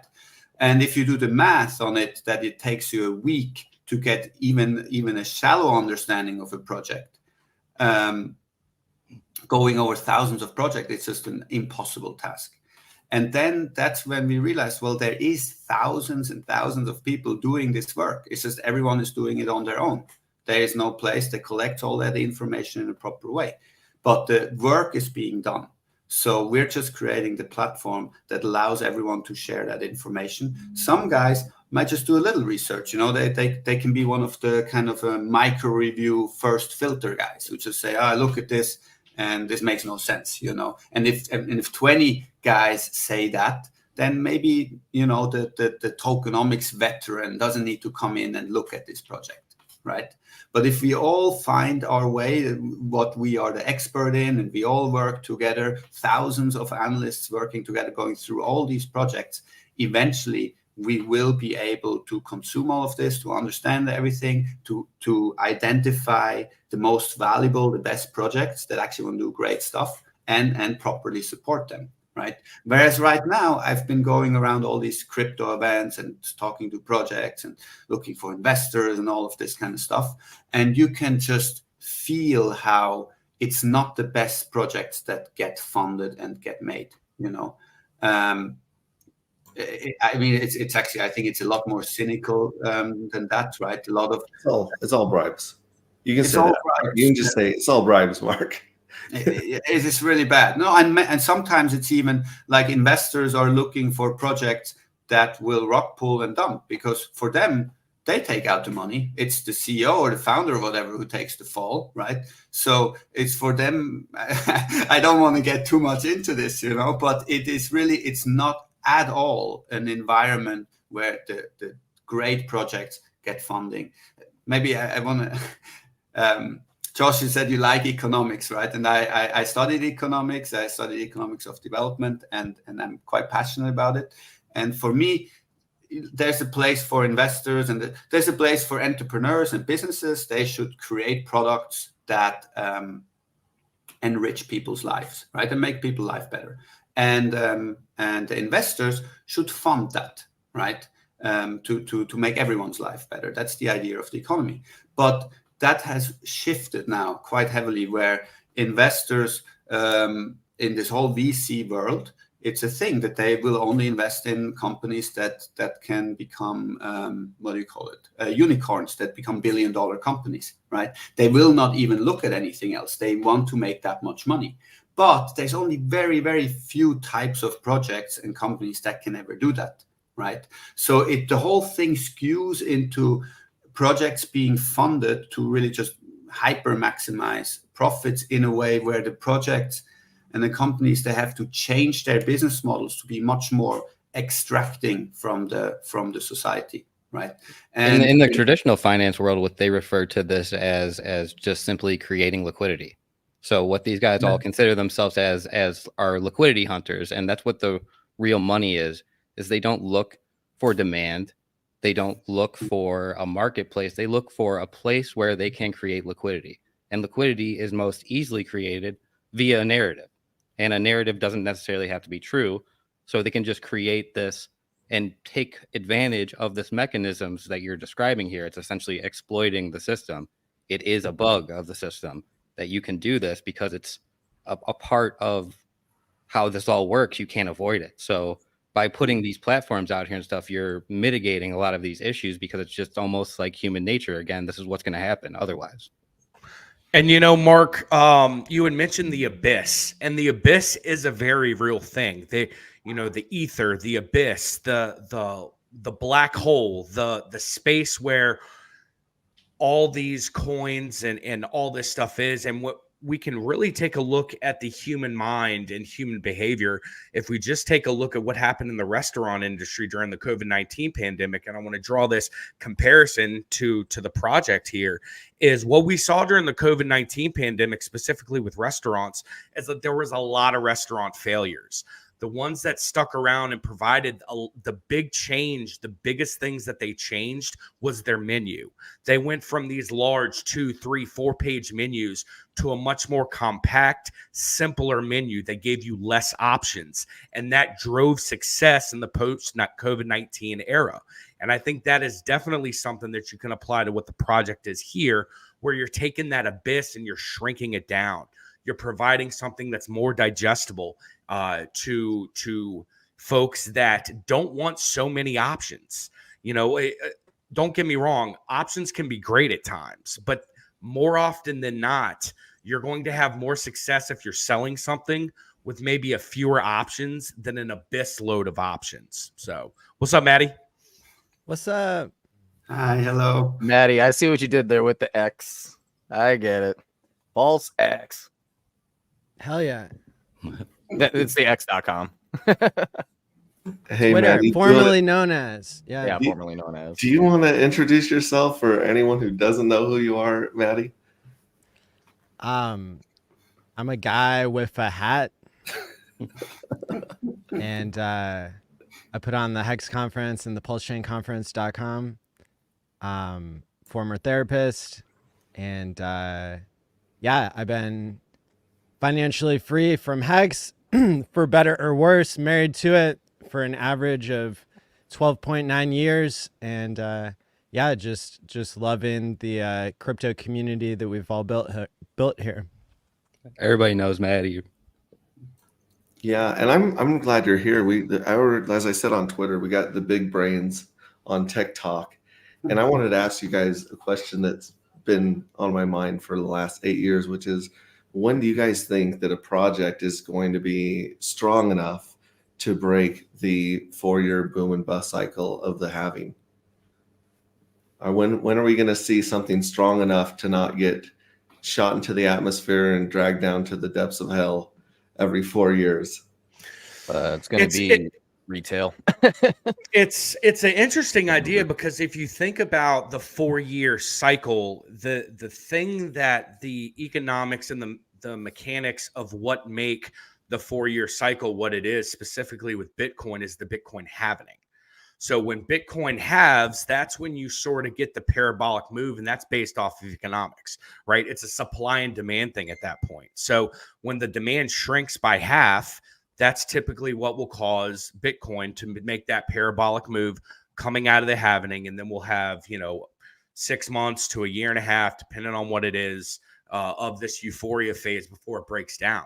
So when you and Bitcoin's been the main swinger, the main mover. It's been the number one since its inception, and all things are lined up behind Bitcoin. So I think in order for something like that to occur, I think it's going to have to supersede Bitcoin. It's going to have to take it over in market cap, and it's going to have to create its own cycle that isn't based solely on the halving mechanics moving forward. Now, that's just me. Again, basement economist, you know what I'm saying? Economist, basement, but yeah, I'm interested to hear what the other panel says, the other panelists. Along this line, I have controversial opinions about all this, not the norm, but I don't like Bitcoin. And I see Bitcoin as kind of a hindrance on all of us as crypto, as the king of crypto. And you could really kind of just think about it simply through Hart's law, through the liquidity bonding. Because BTC is linked to ETH, ETH is then dependent on its price. And then ETH is impacting all the EVMs. And then all the EVMs are impacting all the tokens built on top of it. So what really you're talking about here, if we were to get away from BTC, is that the community would actually go away from Bitcoin as the king would choose another project to be that one that is not the thing that ever the market is dependent upon. And I see Bitcoin is actually a big hindrance upon us as all of this, while it has the built-in economics because of the halvening that comes in, that in order to keep the same network security, you're going to need to bid that valuation up in order to incentivize the miners because they get less income as the halvening goes on over the years. But at a certain point, if they don't bid it up, then the security of the network could go down as miners leave. They could leave it more vulnerable. So it's like almost like a ticking time bomb of, will they just keep bidding it up to keep it alive? Or at some point, will it just stop? And in my opinion, some point it's going to stop, and they're going to stop funding it, and that thing's going to get abandoned. And that's what's going to cause the harm to all the rest of crypto. So what I would like to see is us all move away from the old, slow, outdated, expensive, mostly useless technology and transition to something more that was utility based, that was a better project that we all value and could use. A layer one is a much better value proposition than a Bitcoin meme token. And I think that's the Trojan horse of all of this, is to get us locked into this token, which now all these bad actors are a big holder of and a part of. We got governments who are the biggest cheats of all time, and they hold all of these tokens now, which they could dump. So as a community, what I'd like to see is us get away from Bitcoin, go to something else, almost anything else, but I don't like Bitcoin. Well, see, here's the thing about that, right? So you're completely correct. Technically speaking, the institutions, right, big money, like trillions, big money. They've and governments of the world have been, and I've been saying this for a while. It's like you've got Bitcoin here where you can't control it, right? So if you can't control something, what do? You put a fence around it. Okay. So what the governments and these institutions are doing is they're putting a fence around it, saying, hey, anybody who's going into Bitcoin, now you're going to be controlled in an uncontrollable space, right? And so what they're going to do is, as you were saying, as miners are leaving, who's buying? All the institutions. The largest amount of miners right now are governments and institutions, right? The big money. Those are the most amount of miners. And so what they're going to do is they're going to start controlling Bitcoin, saying, hey, it's our thing now. Now they have ETFs where it's like, hey, we bought the Bitcoin. It's ours now. If you want some, here's a paper that says that you now have it, right? Yeah. That's what's going on. And so this is the reason why something like, Hex is technically better, because, I mean, I guess they technically, institutions could do the same thing there, but think about just how slow moving of a process this is, right? Bitcoin's been around for 12 years. Correct me if I'm wrong. But yeah, it's been around for quite a, actually, I think it's 13, 15, whatever. But it's been around for a long time. 15 at this point. now. 15. So it's been around for a long time, and they're just now getting that fence built around it. Like, I mean, to me, I just feel like there's misnomers around how this all works, man, because everyone pitches Bitcoin as decentralized. That's what the whole narrative behind it. But if you pull the layers back and you go deep dive into it, you find that the developers behind it there's very small centralized pool. The mining pools are centralized. The hardware production is centralized. The hardware distribution is centralized. The ownership is highly centralized. 2% of wallets own 93% of all Bitcoin. Like, there's just massive centralization all across all the metrics, all the valuable metrics that you look at. The liquidity pools are all centralized. They're on centralized exchanges and stuff. So, like, this is all a lie. The narratives that are built up, that are sold about it to onboard people are false. It's a deception to me, largely. Now, they're good about it, and it invented this technology, and like, we should be thankful for it, but it's old and outdated at this point. And we're being fed this in order to manipulate us, to use it against us, in my opinion.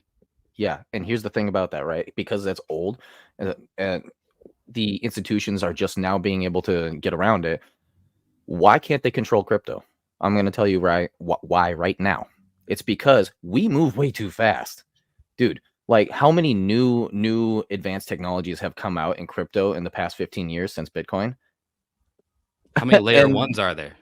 Yeah, right. And they're just now getting a hold of Bitcoin. It's like, dude, if you want to try and control us, like, they're going to have to do something that's like super extreme. Like if you're involved in the crypto space of any kind without, and this is going to have to be multiple governments around the world are going to have to do this, or it's like if you're involved in the crypto space of any kind without our consent, we're going to have to like point guns at you, right? They're going to have to. Are they going going to to remove all the hex and HOA memes off of Twitter and all the accounts and stuff? Or are they just going to come down and censor everything? Like it's not. They can't even do it. Good luck. There's a lot more of us than there is of you. Good luck with that. Well, there are really two very critical weak points for crypto right now. One is AWS. I mean, most of the servers are relying on third parties like AWS to run. So if the government called Amazon up one day and said turn those off, that would be a huge hit and cripple for a while. The other one is GitLab. If they scrub GitLab or try to get rid of GitLab, that's where all the code's sitting right now, right? Yeah. So those are two, but I really liked what Nate was saying earlier about what do you do when you can't control something? You build a fence around it, but you also sabotage it. You know, we saw things like Mt. Gox was just clearly an inside job and smells like the government. You've got the Bitcoin Cash debate and what seems to be a taking over of the devs that hindered Bitcoin for years and years when Bitcoin could have been updated and advanced and made to handle peer-to-peer, but it wasn't, obviously. Instead of fragmented into all of those communities. Yeah. And then, of course, you've got FTX and the big exchanges that just keep on getting the legs taken out from under them. And then Silvergate and the other bank that was completely solvent that they completely stole. They shut it down and handed it was Silvergate and Silicon Valley. One of the other banks was completely solvent. They just took it out and handed it to their friends. So along Maddie with and that, Mark, snap us back into reality, man. Let's get this degens out of here. So you want to break the 4-year cycle? Yeah, come on, Maddie, get in here. Be careful what you wish for, right? Because maybe you could do it, right? Maybe you could get a collab between Taylor Swift and Richard Hart and Apple, and you could launch the perfect product that was so good that people had to FOMO into it, like the internet or AI or the iPhone 20,000. Maddie, right? Maddie, you promised you wouldn't tell all my ideas on stream. Elon Musk, Paul Chain tattoo. You asked. And Taylor Swift is getting Richard tattooed on her body, and Richard is getting Taylor Swift tattooed on his body, right? Like all of the stars are aligning, right? And so yeah, sure, you could do that. But now you're in some like Russian, Chinese, environment where why do you want to get rid of the 4-year cycle? The 4-year cycle is built into human psychology. It's how the inpatient transfer value to the patient. And so now what are you doing? You're just holding the price of everything the same. That's what the dollar, you can do that with the dollar, right? If you have such high liquidity in something that nobody can move against it, right? Like the dollar's backed by oil and stuff. Volatility is a feature, not a bug. The highest liquidity. I mean, you could do it, but then are you just rebuilding the old system? And I think that, going down 90% or going down 99% and then going up 10x or 1,000x after that, like that, maybe you tighten it up a little bit more. And that's a good thing. Maybe you are, So maybe you don't go up as much because you're getting more people in the middle or at the bottom. But the fact that people experience greed and stuff. And so, I mean, if you get people to time lock, that's something that's never been done at scale before. And so that'll be an interesting thing to see, because there's two sides to time locking. It can be a good thing and a bad thing not only when it comes to the individual, but when it comes to the system. You have all these lettuce hands that like now got 1,000x that they never would have gotten because they would have sold on a double. And so the market has to like adjust for all that. And so it's really interesting, and we're seeing history play out. But I think the experiments that can be done, not only and then you got Hex could have done better.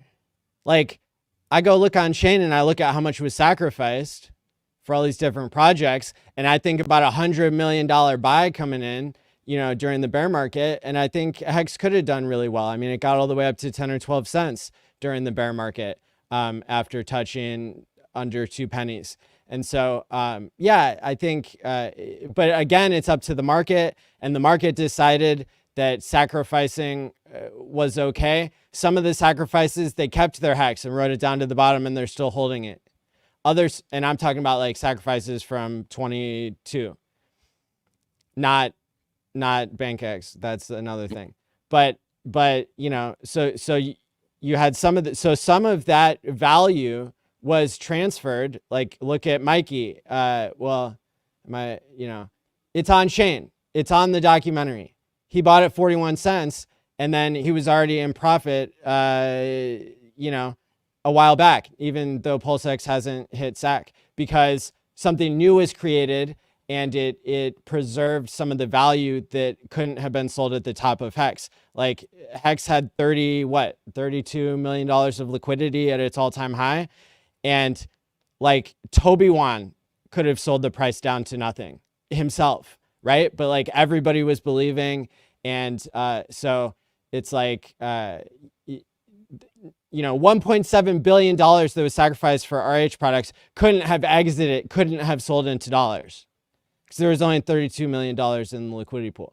Exactly. So how cool is that all this value is transferred into something valuable, like a Uniswap fork that actually buys and burns instead of paying out Andreessen and Horowitz.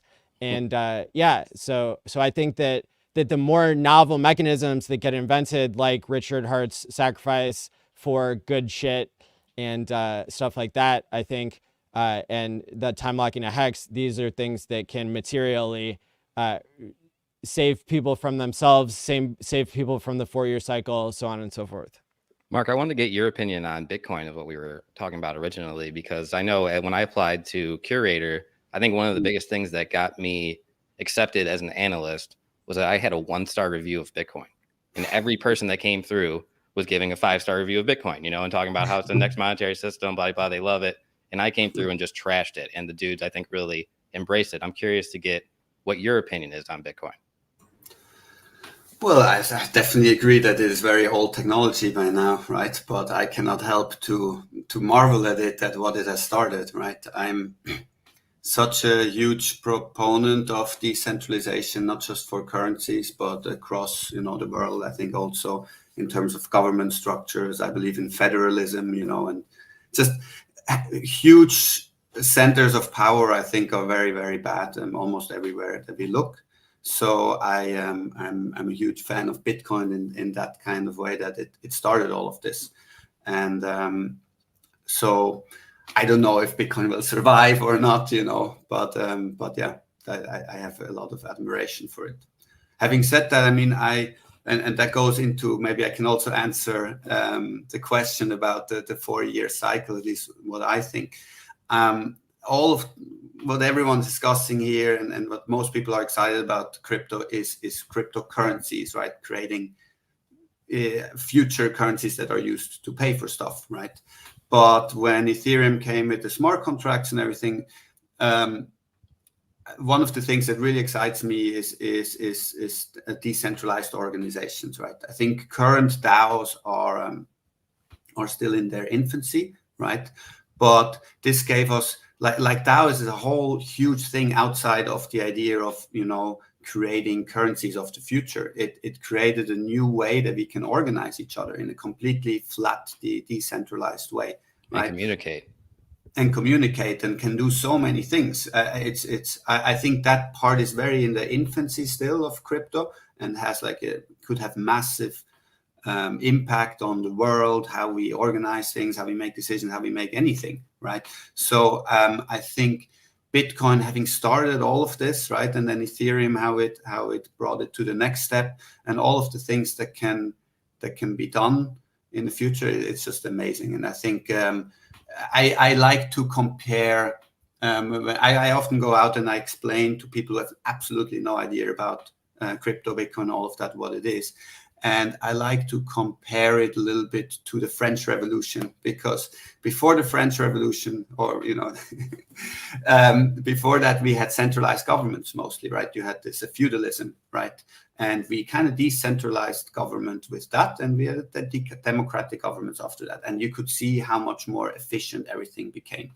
But the private sector was still very centralized until now. And I think Bitcoin is almost like that French Revolution moment where we see how we could decentralize the private sector as well.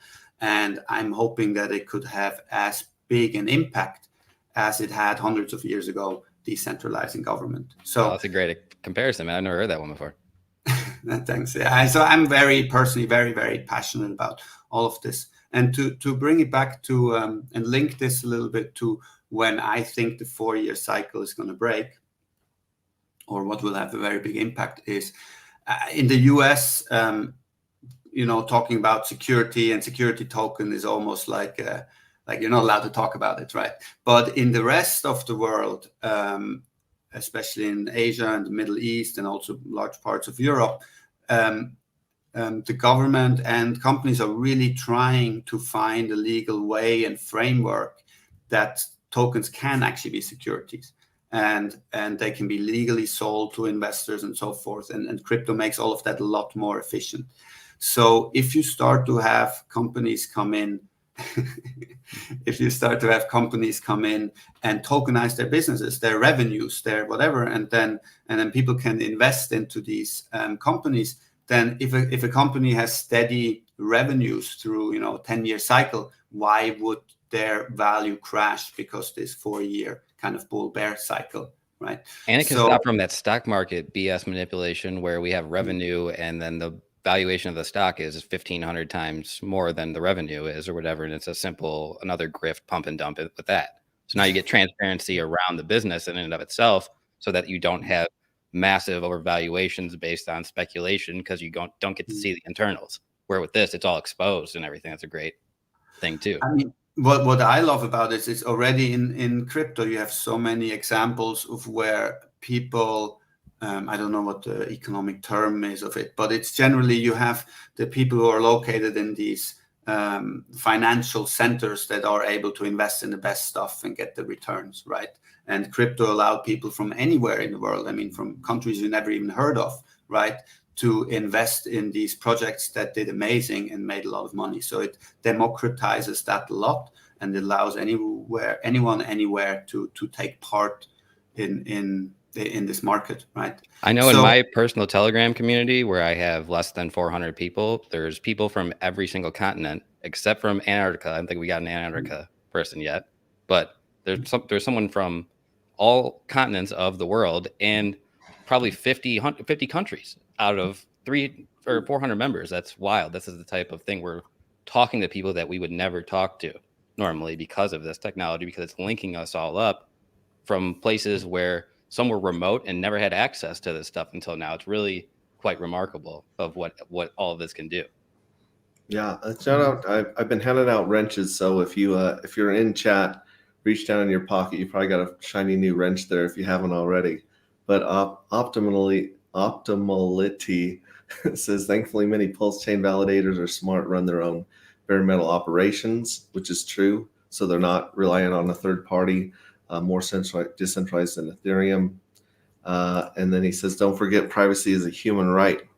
We got Enoch saying, what's up? What's up, everything on Pulse Chain Keck? The Coin Critic says, crypto securities are the same circus with different clowns. Crypto isn't about that. I do like that we are trying to find some permissionless way around other people manipulating it. I wanted to reach back to Maddie here. Maddie, the founder of Time Pays Me, you were talking earlier about the power of locking up coins and saving yourself from yourself. But at the same time, we haven't gotten your take on the Forge and Curator and how you've come, what your opinion is on that and what questions you might have about that for Mark and us.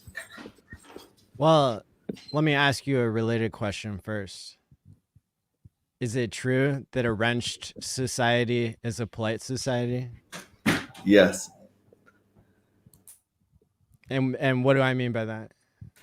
You mean that like if you mess around or you try misbehaving, there's people all around you ready to block you and check each other. So it's like a system of checks and balances.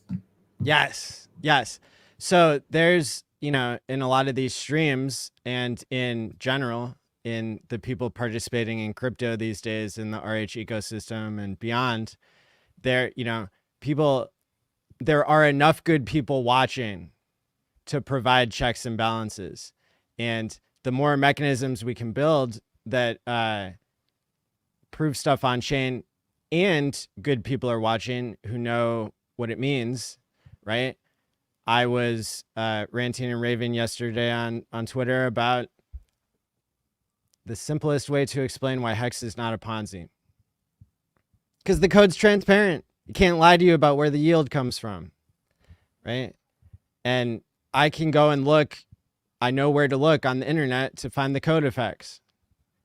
And I can cite my favorite line of code, line 718. It says something about 5555, right? That's time locking.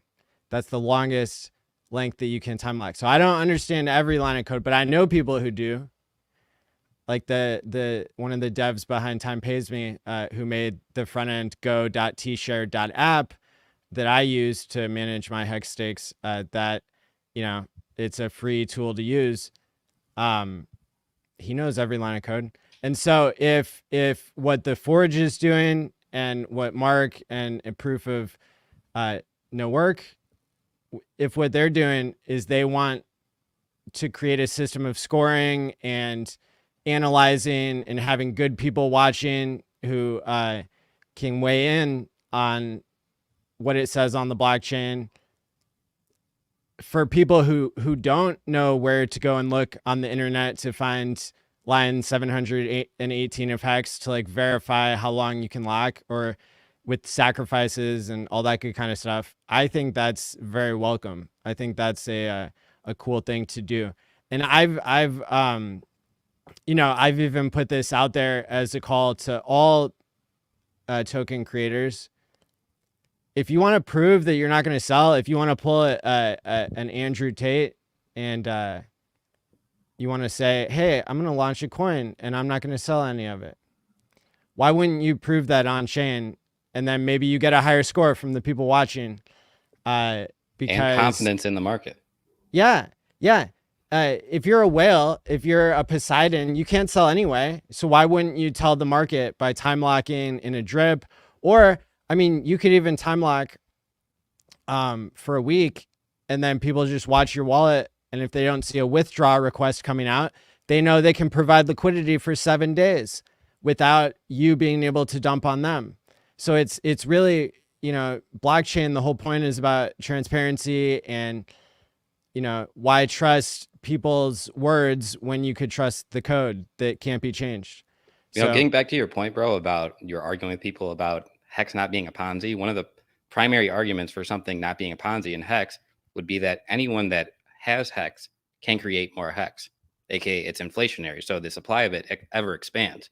And in a Ponzi system, you're taking a little bit of money and then extracting it.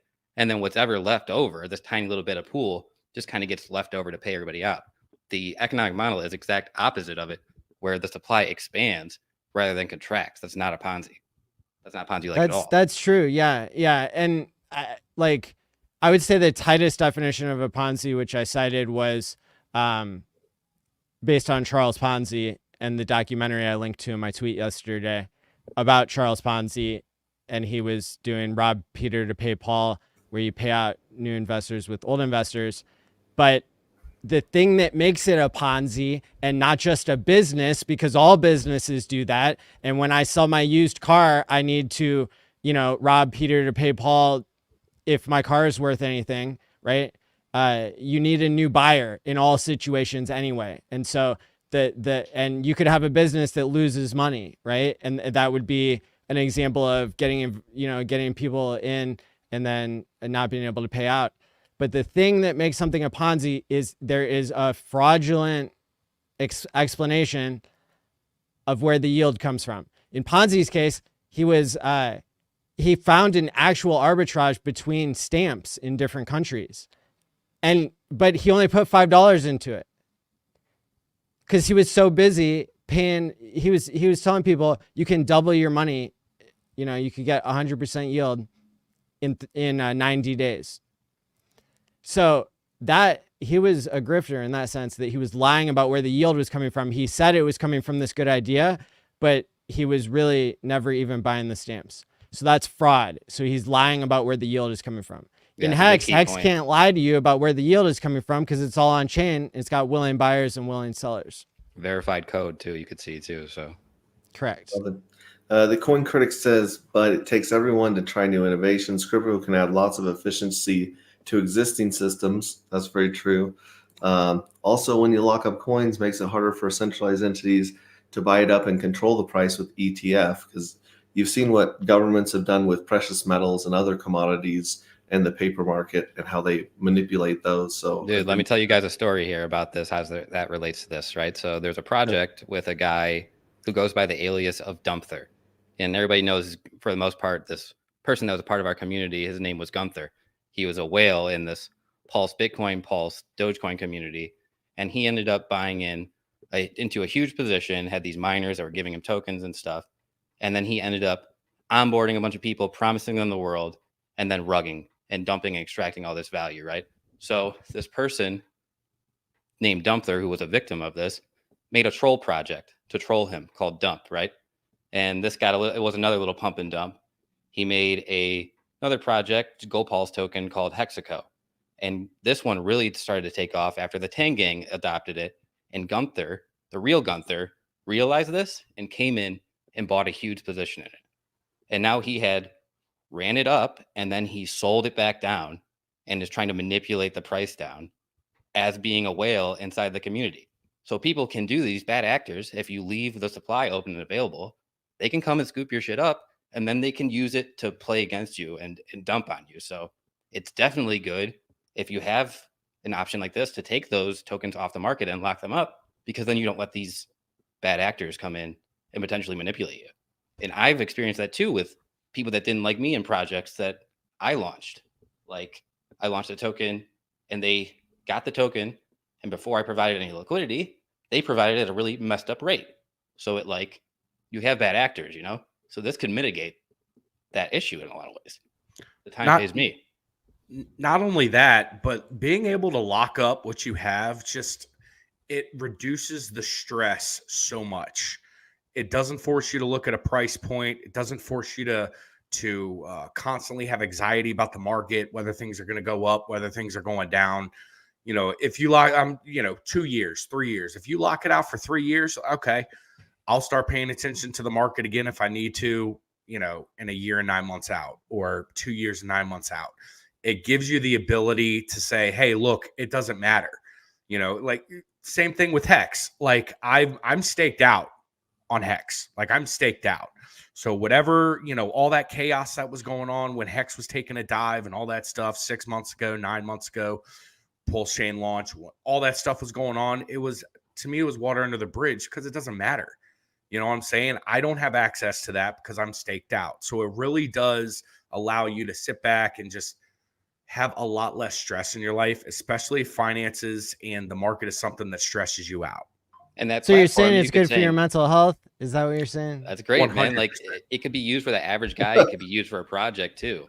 And just like Hex, it could be used to stake and earn more yield, or you could just buy it liquid. Like, there's options. There's not just a binary. We have to do something.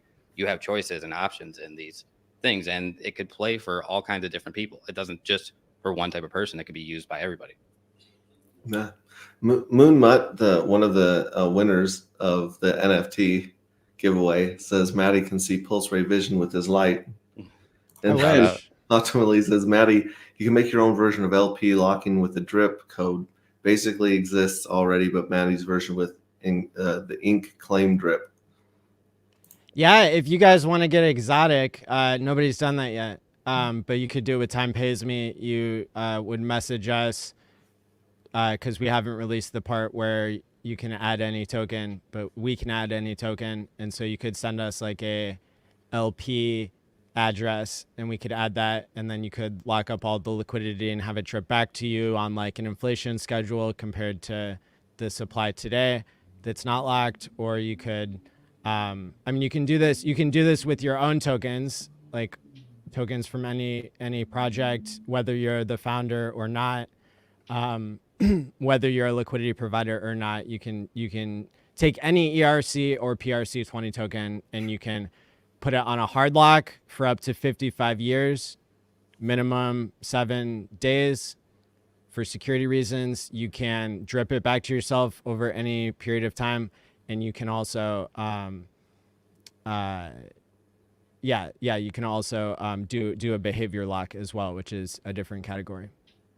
Ooh. Richard's brother says that's why I only made one Rob. Optimally says mining hex can save you from yourself. Exotic drip. That's what they want to call it, is the exotic drip. There you go. Love it. Love it. So Maddie, as a founder of your own token and also as It's not a token. community member, what are you looking at? What would you like to see on a platform like Forge and Curator? I don't have a token. All I have is a the token agnostic time locking Right. protocol. Right. But what would I like to see? I mean, I would like to see all kinds of experiments being done in DeFi. I would like to see a standard system for analyzing the strengths and weaknesses of something. I'd like to see a review on Hex, actually. I wrote one on there. There's reviews up there. I would like to see like what a final score would look like for somebody like Richard, who isn't believed in by everybody, but has launched something really incredible. And what I don't think that would have a perfect score, even though it's the crypto that I like the most and I believe in the most. I think that's part of the reason why Hex is not flipped Bitcoin yet, but it will, is because not everybody realizes how good it is. And there are always risks. So I rated Hex a 4 out of 5. Yeah, the coin critic says that's you only have 5. Yeah, you get 1 Okay. to 5 stars, Okay. and then you write the 1,200 character review, micro review. So I would, yeah, I don't know. As a scientist, I would want a score out of like 10,000 or something. And it's 1 out of 5, but you have different categories. So you can, review tokenomics like 2 stars, and then it can be technology 5 stars or things like that. Well, so. You guys are way knowledgeable than I am about like what works in that type of system. So, yeah, I'm just excited that you all are in the community and known by people and bringing lots of value. So thank you. Yeah, Coin Critic says respect to protocols without a token. Would like to see other projects go in IPFS or self-hosted front ends. Until then, there are always dependencies. So shout out for your protocol there. There are still a little bit of dependencies on IPFS too. Like, I mean, there are narratives around that can tell you that there is a little bit of centralization relied on that too. So as with anything. Like you depend on having an internet signal, right? Right. Like that's a dependency of crypto. You could do it with smoke signals, like in Mastering Bitcoin from Andreas Antonopoulos. And I plan to do that this bull market, to send it a pulse chain transaction. Carrier pigeon. Well, no, that's kind of cheating. Yeah, it would have to be through smoke signal, because that's the example given in the book. But I think like in terms of other dependencies, I mean IPFS, yeah, that's really, really cool. I think that lots of things should have that. Even like something easier to build than that, because sometimes that requires a lot of rewriting front end code. What I would want to see more of, even in my own project, is the steps, a tutorial on how to run your code on Pulse Scan and Etherscan, because that would be really cool. What do you mean, run your code on Pulse Scan, Etherscan? You know how like you can go like, if like every Hex front end went down, I could go to Etherscan. Oh, okay, yeah, like writing the code directly to the block explorer, so interacting with the code directly. Okay, I got it. Yeah, and I was thinking you might want to do Morse code with your light instead of the whole smoke signal thing. That might be a little easier. I have That's a cheating, tool. man. We gotta flex on these Bitcoiners a little bit more than that. I use this tool, Maddie, that was called, oh boy, what's it called? SCGUI. It's like smart contract GUI.xyz. And this tool allows you to, if you have the ABI of the code, to plug it in, and then you can talk directly to a function. So what this would be useful for is like for these pulse chain copy clones, where they had like, let's just say Piave, right? That got copied over. People couldn't interact with that version or the DAO or anything because there was no front end set up to interact with it. Well, if you plug this, use this app, and you have the ABI of the contract, which you could just get from Etherscan, you plug it into this and put it on the Pulse Chain network, you'll then be able to interact with those functions just like you would if it was on Etherscan. But you could do it for any contract as long as you have the code and then the contract address and the network that's on. Whoa. SCGUI.xyz. I wrote it down. Yeah. Nice. I mean, dude, there Mass could be a lot adoption of coming value soon. in that if somebody figured out how to run all the functions before everybody else. Well, that's And what a lot of these popularized it. exploiters that, were doing manipulative things with some of these copy clone contracts, like minting a bunch of stable coins or whatever. They were using things like this where they just found the source code on Etherscan or whatever it was posted, plugged it into these style apps or used Python or advanced scripts and stuff to then interact with these contracts and do things like mint themselves tokens or change things in the governance of projects or whatever. So they had access to this when nobody else could because there was no front end for the average person to interact with. This allows you to do that, to be one of those people. This is such a good show. Like, are you Tech really Talk. telling me people Tech are going to Talk watch Pulse the Ray, Super Bowl man. and He's not the man. this? Optimality says, yeah, that's one of the biggest things. I hope other protocols start to adapt standard hosting, pre-compiled binaries for these front ends. Richard's brother says Hex is perfect. Ascending Man says thanks to your brother. Optimality says sensor resistance plus improved speed and security. As an example, I have multiple backup front ends hosted in case our mixer gets censored. And CoinCritic says write it on a t-shirt, free speech example, then we can all wear it. Better than a smoke signal. Shout out to everybody for joining, contributing. Yeah, and we have this guy from yesterday that neither of us could figure out the name of him. He says, "Great stream. This is a dangerous degen table of powerful minds." Awesome. All right. Well, Josh and Nate, do you guys have anything else you guys want to add or bring to the table? I'd love to have you guys on again, obviously, and if you guys will ever have me over at the DGen Roundtable, I'll come over and shoot the breeze with you guys. That'd be a lot of fun. And of course, Maddie, the door's always open for Maddie. So thank you very much for being here. Moonmut Thanks. and El Nara, the winners of the NFT, they can either direct message me or Mark with an address to get that NFT. And then also anyone here in chat, I'm going through a rebranding of hexrayvision to pulsrayvision as we're moving from being a layer 2 community to a layer 1 community. But I've still got a lot of hexrayvision t-shirts and stickers. So if you guys have commented in this stream, you can DM me a shipping address and your t-shirt size, and I'll hook you guys up with the hexrayvision swag, which, that'll be a collector's item later because that'll be discontinued for pulsrayvision merch in the future. So get your hexrayvision stuff now. Do it. Limited collectibles. Limited. I'll sign them if I see you guys in Vegas or one of the conferences. Wow. Yeah. Are you going to that? Yeah, I'll be at the one in March. I'll be in there. Vegas.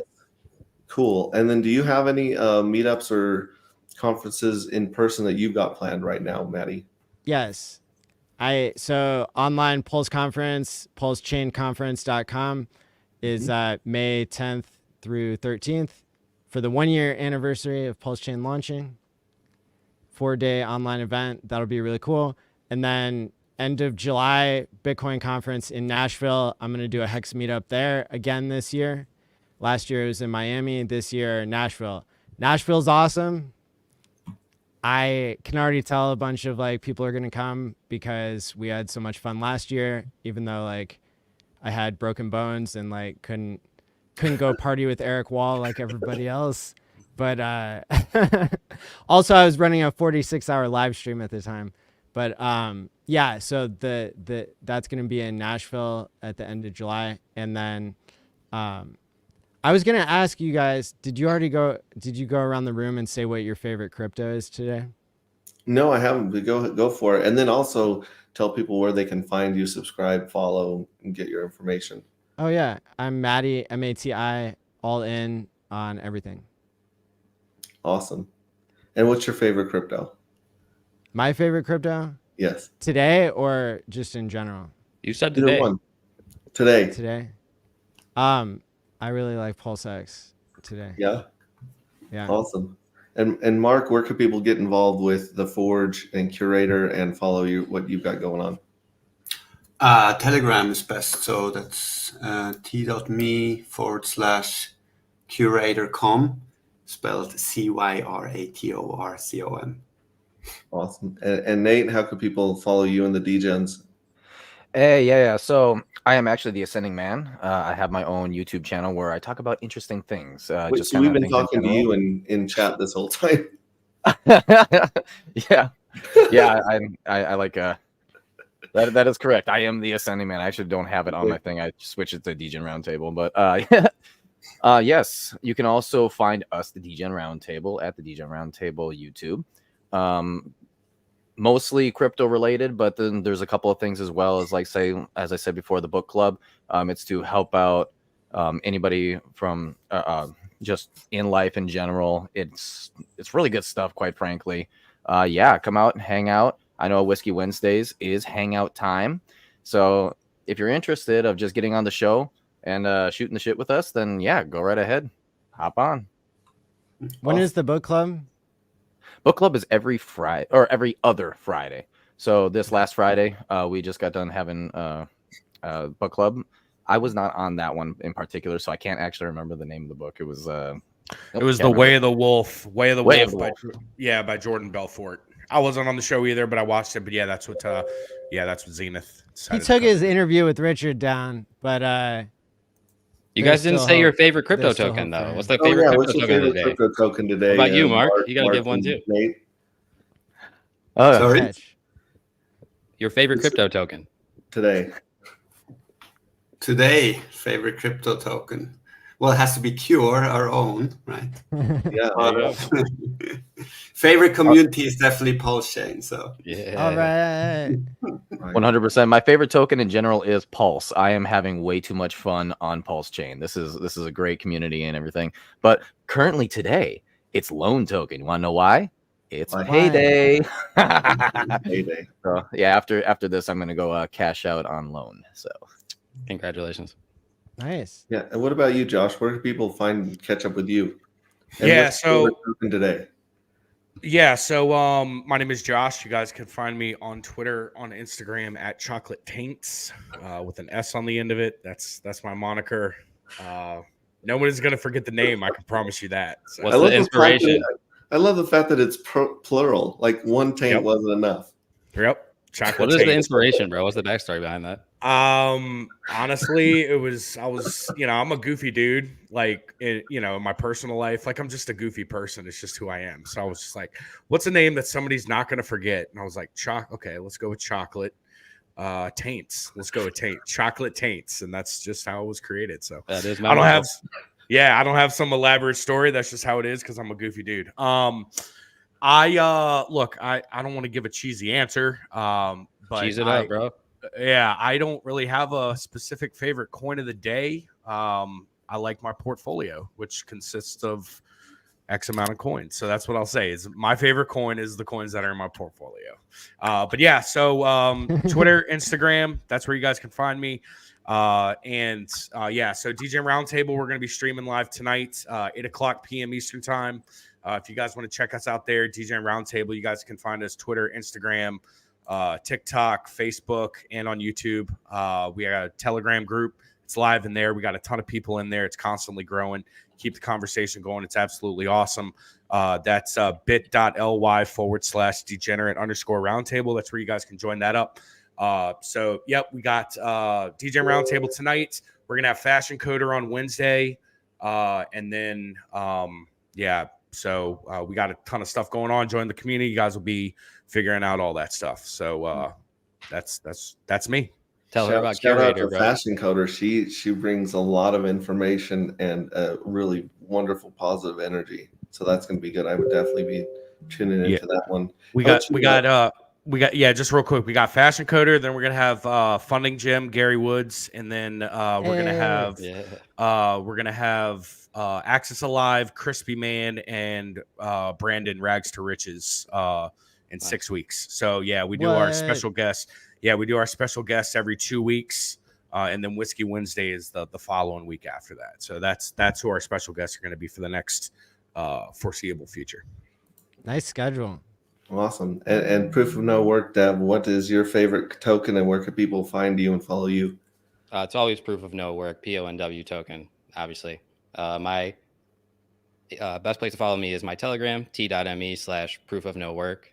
I have a Twitter, but I don't use it because I don't like the platform. I think it's Pulse Chain PONW. I believe that's the username. And I have a YouTube channel at Proof of No Work. Awesome. Sweet. Awesome. Cool. I'm hexrayvision, but my handles are still hexrayvision because can't change the handles themselves. But you can find me there on YouTube and Twitter. And then also our Telegram for my project is t.me/anti-gravity saga. So you can come in there and get updates on the art and the book and the project.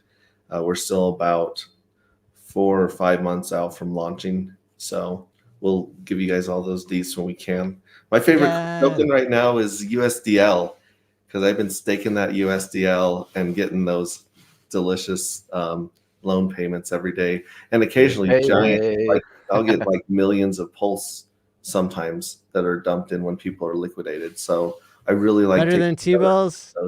What's that? Are you getting more than 5%? I'm getting well at the beginning I was getting 1,400 to 1,500% for the first few weeks. Congratulations! That's better than 5. Now it's still at 100%. So the money is still doubling every year, which is to sit in a stable coin and get some passive income is a beautiful thing in crypto. So that's where I'm enjoying that. But there was a really profitable arbitrage strategy there too for a while on that. It's not as much anymore. Well, not even necessarily arbitrage, but just whenever the token would depeg, you could buy it below peg. And then as it would go depeg, it would usually go up above the peg then to try to balance it. So you had a nice opportunity to scoop the dip whenever it went below $1 and then take the profit above it. And it was doing it like 10, 15 times a day within a range where you could make money. It's not that much anymore because it's got a lot less volatile, but there was huge money to be made on that as well. It was going wild at the beginning there. Yeah. It was going wild. That was crazy. Yeah. And then to the DGen community it's actually got a link here, so I can add that there. Or would it show up if people just search DGen for your Telegram? Yeah, DGen Roundtable. If you want to go ahead, throw the link in the chat. It's really easy for people just to kind of click that. Go ahead, join up, guys. Like we have a lot of very good conversations. The type of conversation we're having right now on stream, you can literally just go right in there and start asking us. You get direct access to us, the DGen Roundtable itself. So yeah, just go ahead, hit us up. We got a lot of really smart guys in there. If you're newer and you're a little bit like, I don't know about such and such, join, ask some questions. We'll help you out. Awesome. Love it. All right. So now is the time for our awkward wave goodbye. We're going to play a little bit of music. And I want you guys to give your most awkward wave to the camera. All right. So go ahead.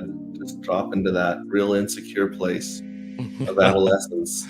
Sorry, I can't participate, guys. This is great.